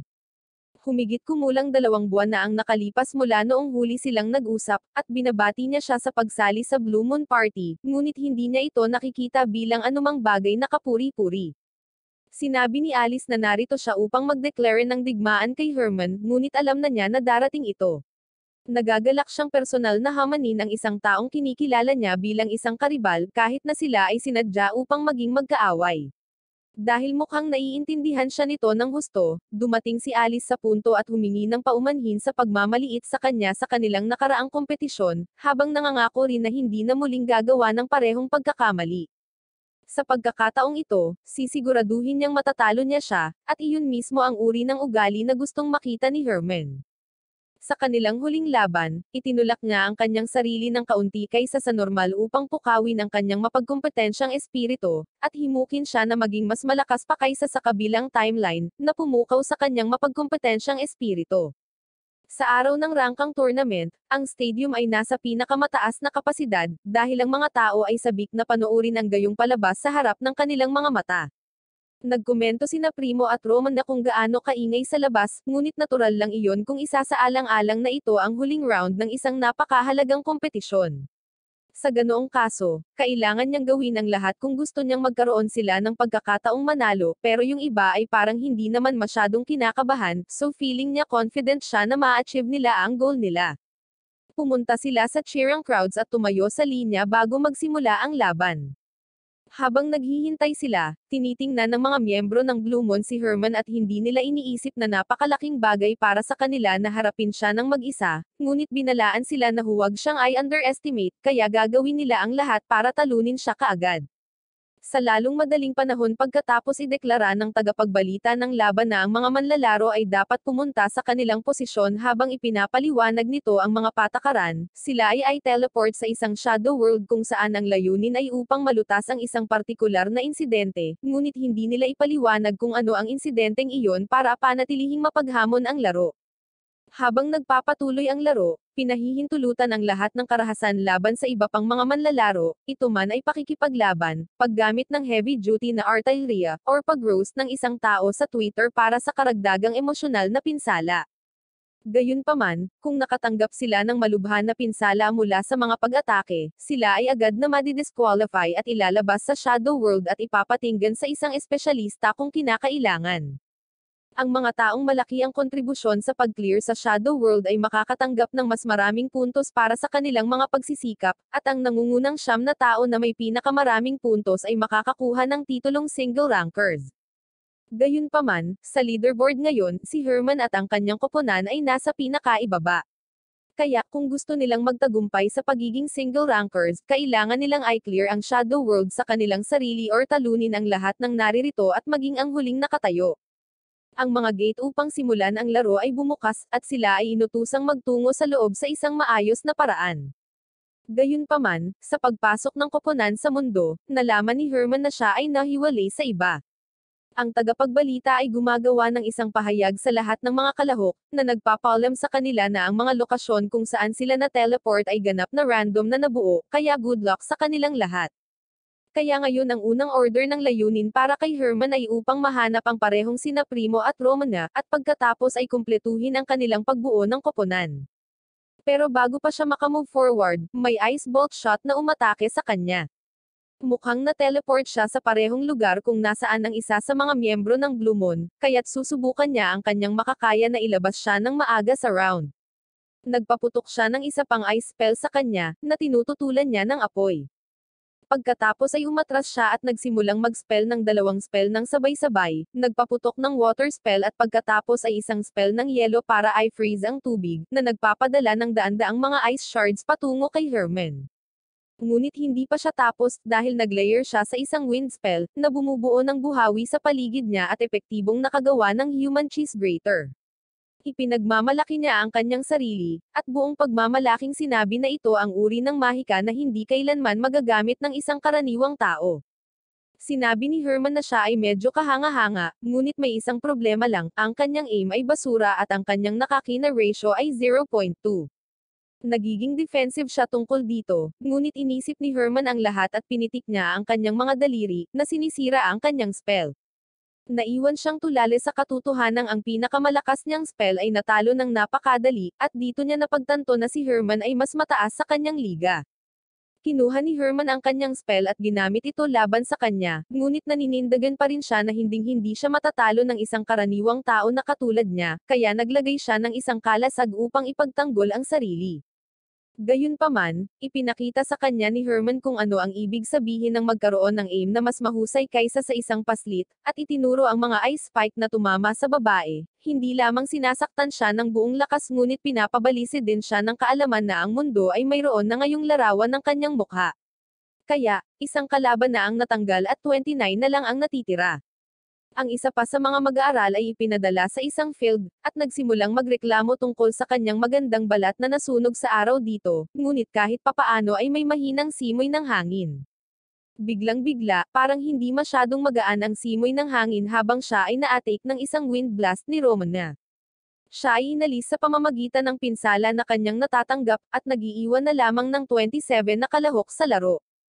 Hinanap ni na Primo at Roman na si Herman, ngunit hindi nila ito mahanap kahit saan, labis na ikinadismaya ni Primo. Maswerte sila na naihatid ng napakalapit sa isa't isa sa larangan ng digmaan, at ang parehong bagay ay hindi masasabi para kay Herman, kaya kailangan lang nilang gawin ang kanilang makakaya hanggang sa muli silang magsama. Ipinagpatuloy ni Roman na ang kanyang light breeze radar, at nahanap ang dalawa pang kaaway na magkasama at isa lamang sa malapit, kaya nagpasya siyang i-target ang nag-iisang manlalaro. Gayunpaman, habang ang blast attack ay lumalapit sa hindi inaasahang biktima, bigla itong naging pamilyar na kulay ng pula at nawala sa kawalan.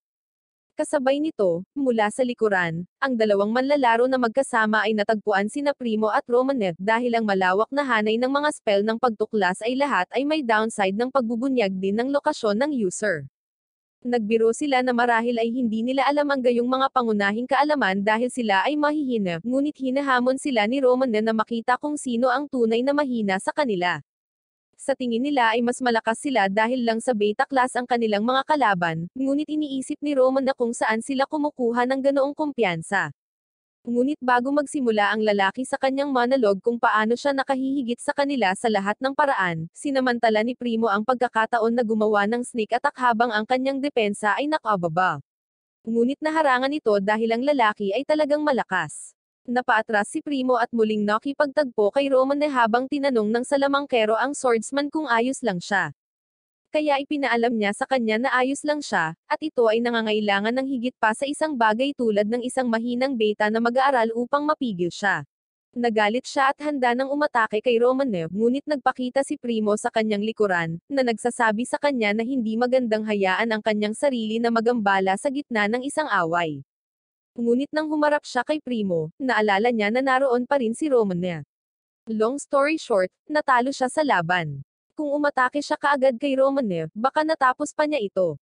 Ngunit minamaliit niya ang mga ito at natalo dahil dito.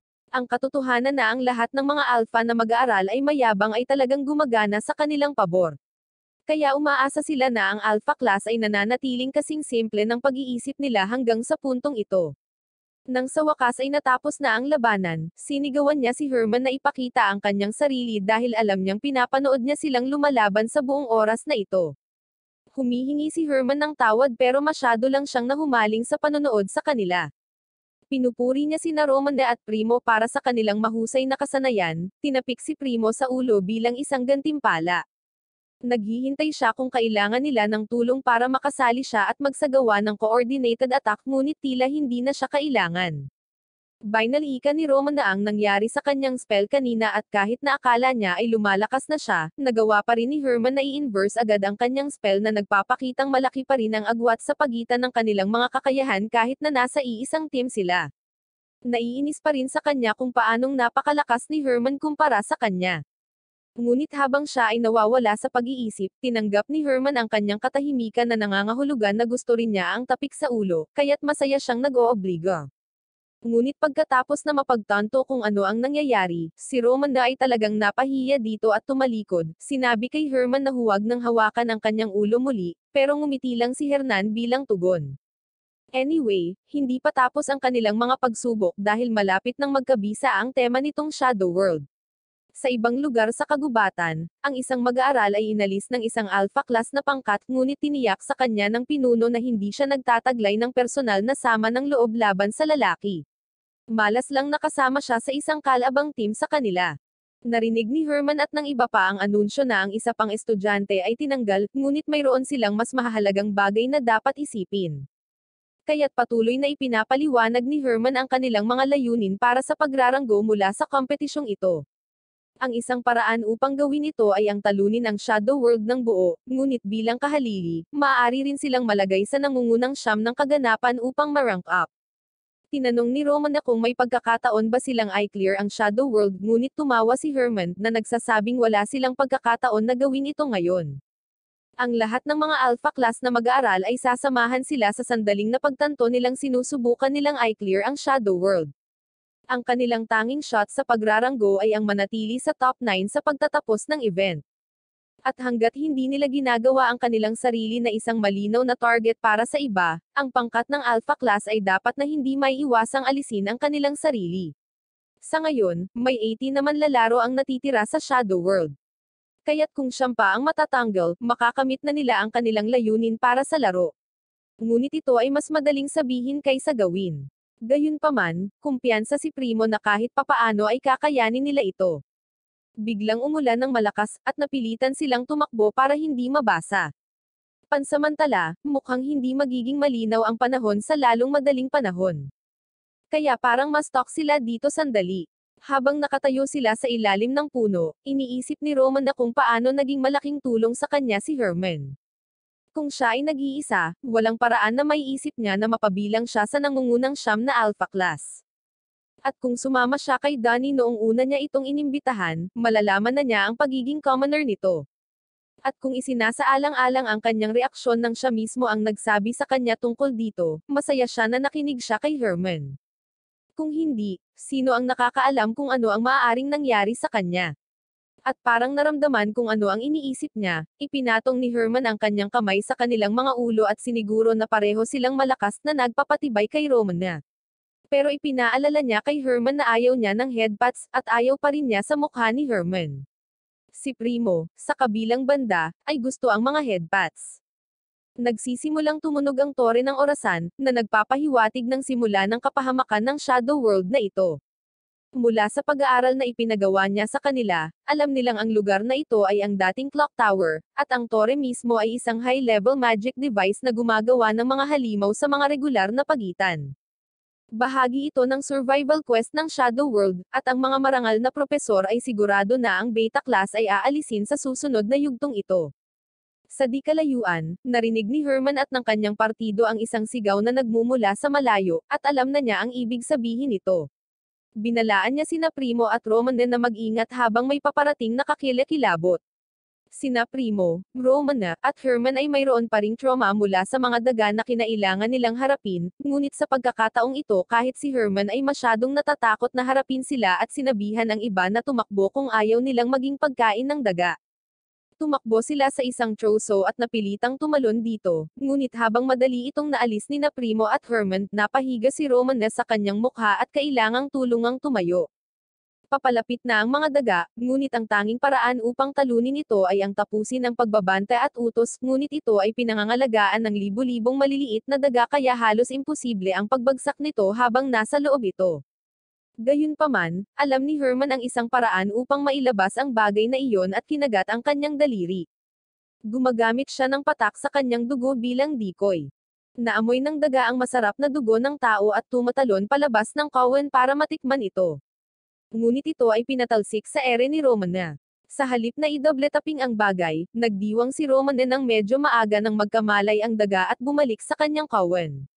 Dahil hindi ito napaslang ni Roman sa isang atake ngayon, nagpa siya si Herman na mas mabuti para sa koponan na umatras hanggang sa makabuo sila ng isang mas mahusay na diskarte upang alisin ang bagay na ito. Gayunpaman, bago siya makapagbigay ng utos, tumakbo si Primo lampas sa kanya at diretsyong tumalon sa kawan ng daga.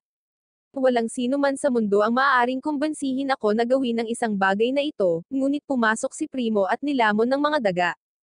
Ang parehong bagay ay nangyayari sa buong mapa habang ang ibang mga estudyante ay nahaharap sa parehong hamon, ngunit si Primo ay hindi pa naaalis.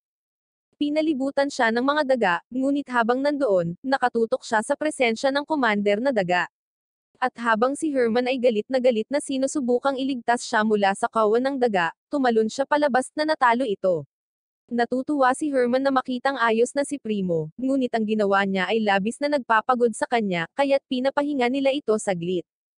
Kapag sapat na ang kanyang paggaling, nagpapatuloy ang koponan at tumungo patungo sa dating clock tower. Dumating na rin ang Blue Moon sa tore ng orasan, at napagtanto nilang mananalo sila kung mapipigilan nila ito, kaya plano nilang gawin iyon. Gayunpaman, bago nila maisagawa ang kanilang plano, bigla silang nakaramdam ng isang bug zone ng hangin na humihip sa kanilang direksyon. Napagtanto ni Alice na hindi ito ordinaryong bug zone ng hangin, at agad na naglagay ng ice wall upang depensahan ang paparating na pag-atake. Ang iba ay naglagay din ng kanilang bantay, at habang si Percival at Donnie ay nakaligtas, ang dalawang iba pang mga karakter sa background ay agad na natalo. Alam ni Alice na ito ay isang pag-atake ng kaaway, ngunit hindi niya maintindihan kung paano natukoy ng sino man ang mga ito at nagpaputok ng ilang pag-atake ng napakabilis. Ang tanging naiisip niya na makakagawa nito ay ang koponan ni Herman. Sa huling pag-atake na iyon, matagumpay nilang naalis ang dalawa pang tao, naiwan lamang ang 15 sa laro. Si Alice at ang kanyang team ay sumusugod patungo sa lokasyon ni Herman, habang sila ay inaatake ng mas wind blast mula kay Romana. Ngayong inaasahan na nila ito, nagagawa nilang kontrahin ang mga pag-atake ng tuloy-tuloy. Dahil nagawa pa nitong ipagtanggol ang sipresang curveball na inihagis ni Romana, kaya ligtas na sabihin na wala na silang magagawa pa. At ang masaklap nito, ganap na nalantad ang kanilang posisyon dahil sa patuloy nilang pagpapaputok, kaya malapit nang dumating ang Blue Moon para salakayin sila. Gayunpaman, hindi iyon pinansin ni Herman at inutusan niya si Roman na simulan ang pagpapaputok sa iba pang mga koponan. Siya ay nalilito sa kanyang mga kahilingan, dahil ang isang bagay na tulad nito ay magtatapos lamang sa pagbibigay ng iba pang mga koponan sa kanilang lokasyon. Ngunit ginagawa pa rin niya ito dahil nagtitiwala siya sa hatol ni Herman. Nag-iiwan lamang ito ng 13 na manlalaro sa laro. Nang matapos iyon, bumalik si Herman sa loob upang simulan ang paggamit ng kanyang paghak sa isang lihim na pinto. Samantala, ang Blue Moon ay pumasok sa tore at nahanap lamang ang iba pang mga pangkat ng Alpha Class na umaatake sa isa't isa. Inilipat nila ang kanilang atensyon sa Blue Moon, sinisisi sila sa mga palihim na pag-atake na kanilang dinaranas sa buong panahon. Sinusubukang itanggi ni Alice ang kanilang mga akusasyon, ngunit hindi sila naniniwala sa kanya kahit isang segundo dahil ang tanging may sapat na kasanayan upang makalabas ng ganoong pag-atake ay siya. Napagtanto niya na walang kabuluhan na sabihin sa kanila na iyon ang koponan ni Herman dahil sa kanilang mga mata, walang paraan na maaaring makamit ng isang tao mula sa Beta Class ang gayong tagumpay. Ito ang plano ni Herman mula pa noong una, para kalabanan ang Blue Moon at paharapin sila sa kabilang team para maalis nila ang isa't isa. Dahil walang nakikitang paraan para maiwasan ang hidwaan dito, sinabihan ni Alice ang dalawa pa na tumayo lang sa likod para mahawakan niya ang sitwasyon. Ang Fire Mage ay umaatake sa kanya ng buong lakas, ngunit hindi ito malapit sa pagharap ng sapat na pinsala upang talunin siya. Kaya tumakbo siya sa likod ng mga miyembro ng team ng kaaway, at itinulak sila palayo bago pinalamig ang katawan ng isa pa.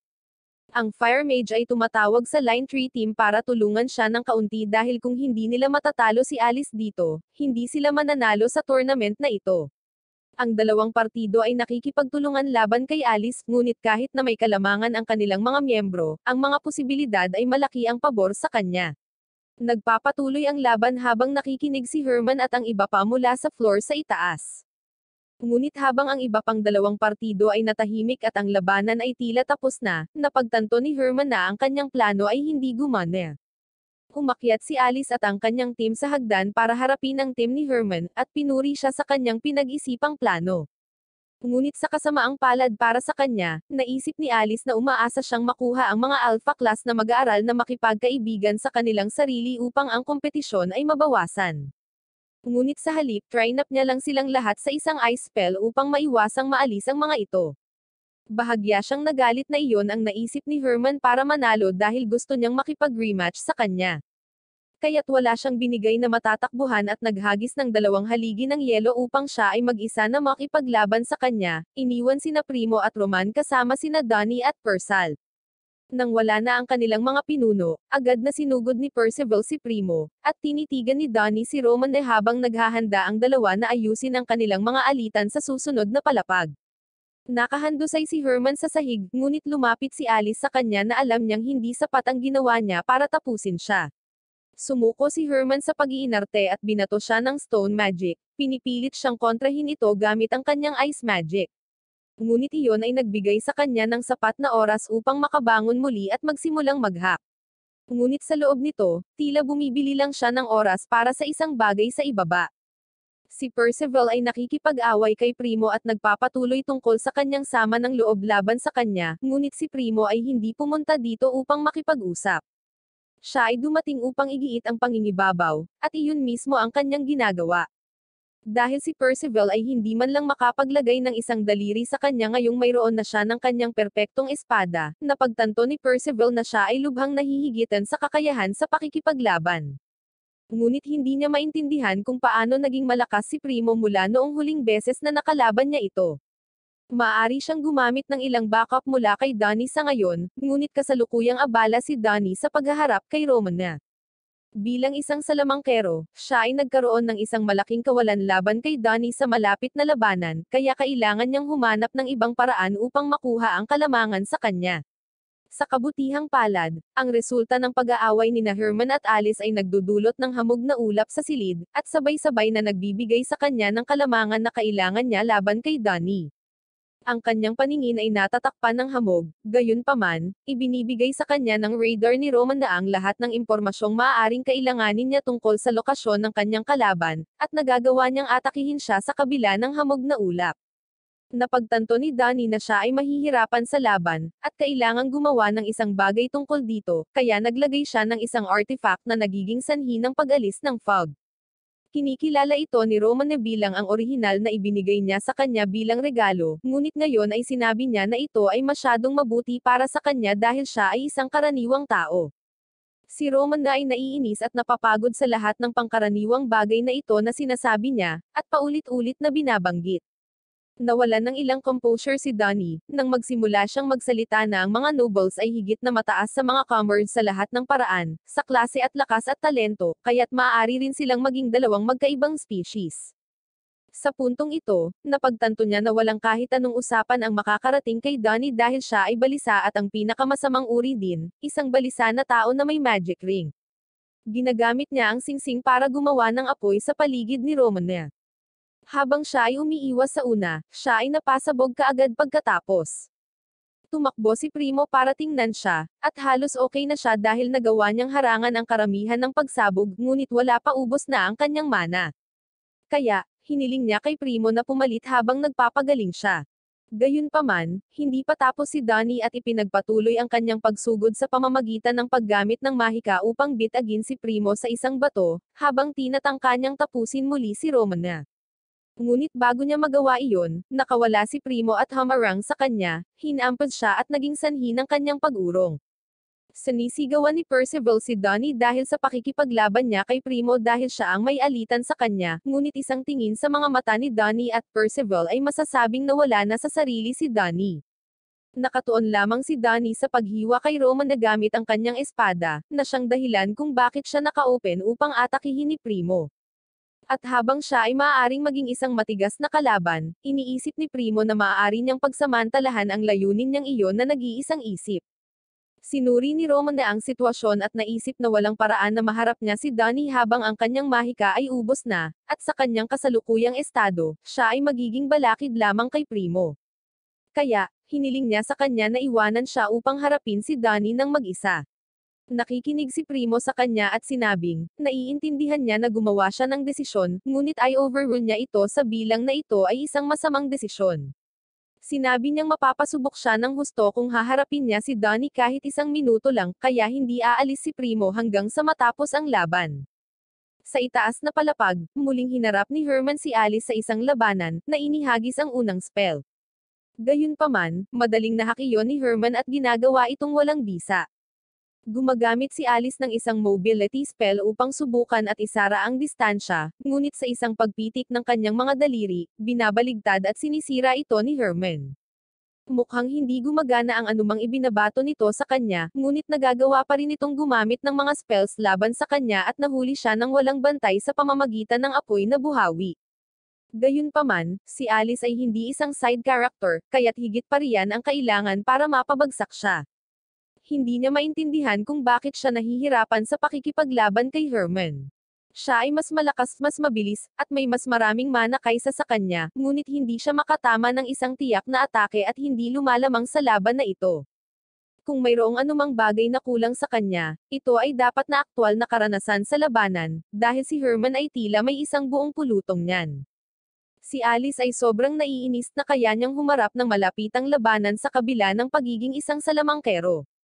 Ngunit hindi iyon nangangahulugan na siya ay may parehong dami ng kapangyarihan na mayroon siya, dahil nagagawa pa rin niya itong ibagsak ng ilang talampakan sa isang pader. Pinupuri siya ni Herman sa kanyang kamanghamanghang kapangyarihan, ngunit wala siya sa mod na makipag-usap at bumalik para sa isa pang strike. Paulit-ulit niyang iniindayog si Herman, ngunit wala ni isa sa mga atake niya ang kumonekta, at hindi niya maintindihan kung bakit tiyak na mas malakas siya sa kanya at magkasing edad lang sila, kaya paano siya binibigyan ng labis na problema ni Herman. Pagkatapos nilang maghiwalay sandali, tinanong ni Herman kung nagsasaya ba siya.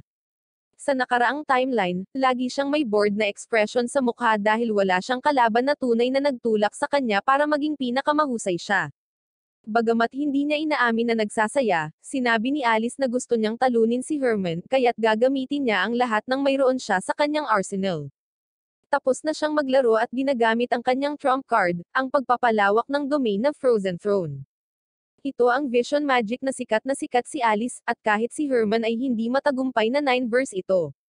Binabalaan ni Alice si Herman na mag-ingat habang sinisimulan niya ang kanyang pag-atake, at 12-12 ng mga spike ng yelo ang bumangon mula sa lupa, na muntik nang tumama kay Herman. Ngunit sa pag-iwas niya, na-corner siya ng mas marami pang ice construct at tumangala para makita ang isang pader ng magic circle na lahat ay handa nang paputukan siya.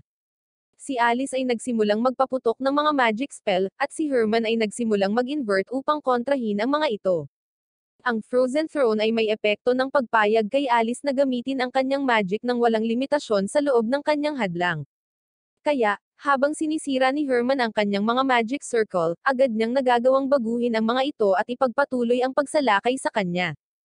Hindi ka panipaniwala na magagamit na niya ito, ngunit kahit na ito ay hindi magiging sapat upang pigilan si Herman dahil nagagawa pa rin niyang i-inverse ang lahat ng maaari nitong ibato sa kanya.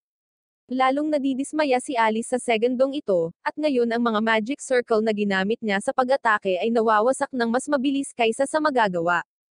Hindi mahalaga kung gaano karaming mga magic circle ang gagawin niya kung ito ay magic na maaari niyang pag-aralan, kung gayon hindi ito makakarating sa kanya. Napagtanto ni Alice na nalampasan siya ni Herman sa kabila ng kanilang agwat sa lakas. Ni ang kanyang espada or ang kanyang mahika ay hindi sapat upang tamaan siya, kaya ano ang maaari niyang gawin laban sa isang lalaking tulad niya. Habang pinapanood ni Alice ang kanyang magic na gumuho mula sa pag-inverse ni Herman, nakakuha siya ng isang kamanghamanghang ideya. Kung ang magic or ang espada lang ay hindi kayang talunin si Herman, paano kung pagsamahin niya itong dalawa? Nagsisimulang gumuho ang nagyayelong silid habang tinatanggal ni Alice ang kanyang domain, at itinoon ang kanyang mahika sa kanyang espada. Nagulat maging si Herman, na nakakita ng isang buong timeline, ang kanyang espada ay kumikinang ng husto habang natatanto niya ang tunay na potensyal na maaaring taglayin ng isang magic swordsman. Sa ibaba, sina Primo at Donnie ay na-lock-in sa labanan, habang si Roman na ay nakatayo sa likuran, nanunood ng kanilang laban. Ang nagngangalit na kanyang mga mata ay hindi gaanong nakakatulong, dahil lahat ng kanyang mga hampas ay hindi tumatama. Nakita ni Primo ang isang opening sa kanyang mga bantay at tumakbo, sinipa siya pabalik at sa isang pader.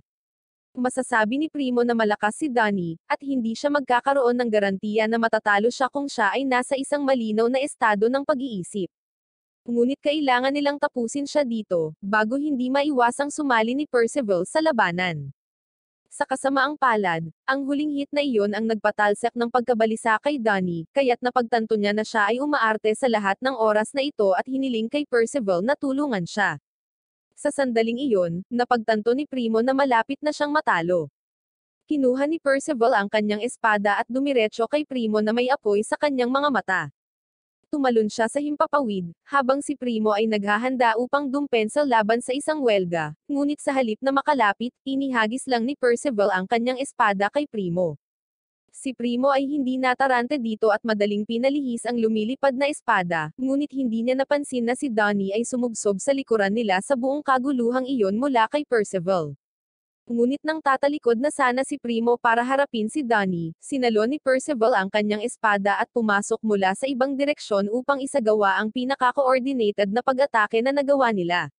Ngunit nabigo ang kanilang plano sa isang bagay, at sa oras na pinananatiling abala ni Primo si Donnie, nakuha ni Roman na ang ilan sa kanyang mahika, at bilang isang resulta ay nagawang ilabas ang isang walang tigil na pagsabog ng hangin sa kanilang dalawa. Samantala, ganap na ipinakita ni Alice ang kanyang magic sword. Ito ay isang espesyal na pamamaraan na maaari lamang gamitin ng Magic Knights, ngunit kahit na noon, karaniwang tumatagal ng 10 taon para sa isa upang makabisado. Gayunpaman, si Alice ay naririto na ipinakikita ito dahil sa purong galit laban kay Herman. Muli niyang sinusugod si Herman, at sinubukan niyang gamitin ang kanyang stone magic para pabagalin siya. Ngunit sa pamamagitan ng isang magic sword sa kanyang kamay, ito ay napakaliit upang makaharang sa kanyang daan. Pagkatapos ay sinubukan ni Herman ang isang fire spell, ngunit ang dalawang iyon ay napatunayang hindi epektibo, at si Alice ay lumalaki sa kumpiyansa dahil tila hindi maaaring i-inverse ni Herman ang isang bagay na tulad nito. Kaya't nagpatuloy siya para sa pangwakas na atake habang si Herman ay nagtangkang hamarang, ang kanyang kutsilyo ay naputol ng malinis at ang espada ni Alice ay nakadikit sa kanyang leeg. Sa pananabik sa kanyang boses, ipinahayag ni Alice na ito ang kanyang tagumpay. Sa pagtingali niya sa mukha ni Herman, nakita niyang may in-inverse ito. Ngunit kung hindi ito ang kanyang mahika, ano kaya iyon? Sa buong oras na ito, hindi nawala sa paningin ni Herman ang tunay na layunin at kinakagat-kagat lang niya ang kanyang oras hanggang sa ganap niyang masuri ang Clocktoe Magic. At sa sandaling magawa niya iyon, isinara niya ito, naklear ang quest sa proseso. Tumangala si Alice sa langit at napagtanto niya na kahit nanalo siya sa labanan, natalo pa rin siya sa digmaan. Bumalik sa paaralan, ang anunsyo na ang Shadow World ay naklear na ay nakarating sa karamihan, at nang ipahayag na si Herman ang nag-clear nito, si Professor Bernadette ay sobrang naging masaya. Pero ang isang lalaking maharlika ay parang iiyak na. Hindi niya gusto ang katotohanang nanalo ang mga estudyante sa beta class sa tournament. Kaya't siya ay pumunta sa NAWAC at tumawag para sa isang emergency na pagpupulong kasama ang punong guro upang labanan ang mga resulta ng kompetisyon. Inakusahan niya si Bernadette na nag-leak ng impormasyon tungkol sa Shadow World sa mga estudyante ng beta class. Ngunit syempre, ang kanyang patunay ay walang iba kundi ang Trust Me Bro. May isa na sumabay sa kanyang maling akala upang panatilihing mababa ang mga beta na mag-aaral. Ngunit may iba pang mas matinong guro na nakakaalam na walang foul play sa tournament, lalo na at live ang buong tournament. Gayunpaman, ang propesor ng klase ay tumanggi na tanggapin ang mga katotohanan, at sa sandaling ang isang pagsisiyasat ay inilunsad sa usapin, ang punong guro ay nakinig sa lahat ng kanyang sasabihin. At medyo nanghihinayang siya dahil 3 minuto iyon ng buhay niya na hindi na niya mababalikan. Sinabi niya sa lalaki na umupo sa kanyang upuan dahil napagpasyahan na niya kung sino ang mga nanalo, at sila ang mga beta class. Sa ibang lugar sa paaralan, nakikipag-usap si Herman kay Alice para sabihin sa kanya ang tungkol sa mga plinano niya para manalo sa tournament. Ang pangunahing layunin ng kanyang partido ay upang mabawasan ang bilang ng mga alpha class na mag-aaral sa Sham, at itakda ang mga ito upang labanan ang isa't isa. Ngunit madaling nakita ni Alice ang planong iyon, kaya't nagpatuloy sila sa Plan B. Dahil ang mga miyembro ng Blue Moon ay nakatuon sa pakikipaglaban sa kanila, nakalimutan na nila ang lahat tungkol sa pagpapatuloy na i-clear ang Shadow World. Nauna silang dumating sa Tower Clock at sinubukang suriin ang spell dito, ngunit wala siyang sapat na oras dahil isa itong sinaunang mahiwagang aparato. Kaya't kinailangan niyang sabay-sabay na pag-aralan ito habang nakikipaglaban kay Alice upang magawa ito sa oras. Nainas lang dito si Alice sa kanyang sarili mula noong inilagay niya ang lahat sa laban na iyon, ngunit sa halip ay nakatuon si Herman sa mas malaking larawan. Tanggap niya na si Herman ay sadyang magaling, at natalo siya sa kanilang laban. Iyon lang ang kaso dahil hindi siya nakatuon sa layunin. Dumating sina Primo at Roman na sumingit, at nagsasabi na kung natalo si Herman sila ay hahakbang pasulong upang lumaban sa kanyang lugar. Natalo na nila sina Percival at Donnie sa puntong iyon. Pareho silang umupo sa tabi ni Herman, inaangkin siya bilang kanilang tao upang igiit ang pangingibabaw kay Alice, at walang magawa si Herman kundi ngumiti sa kanilang pag-uugali. Tinitingnan niya si Romana, at pinasalamatan siya sa lahat ng kanyang pagsusumikap dahil nanalo lang sila salamat sa kanyang pag-atake sa karamihan ng mga kalaban. Nahihiya siya sa papuri na ibinibigay sa kanya ni Herman, at si Primo ay sabik na naghihintay ng kanyang gantimpala para sa kanyang trabaho. Ibinigay sa kanya ni Herman ang lahat ng mga tapik sa ulo na gusto niya, ngunit nagseselos si Roman kaya't binigyan din niya ito ng mga tapik sa ulo. Talagang nag-e-enjoy siya hanggang sa maalala niya na siya ay naiinis sa kanyang mukha. Kaya't sinabi ni Roman sa kanya na alisin ito, ngunit nagsasaya pa rin sila. Nakita ni Alice kung gaano sila kasaya, at ngumiti bago tumayo para umalis.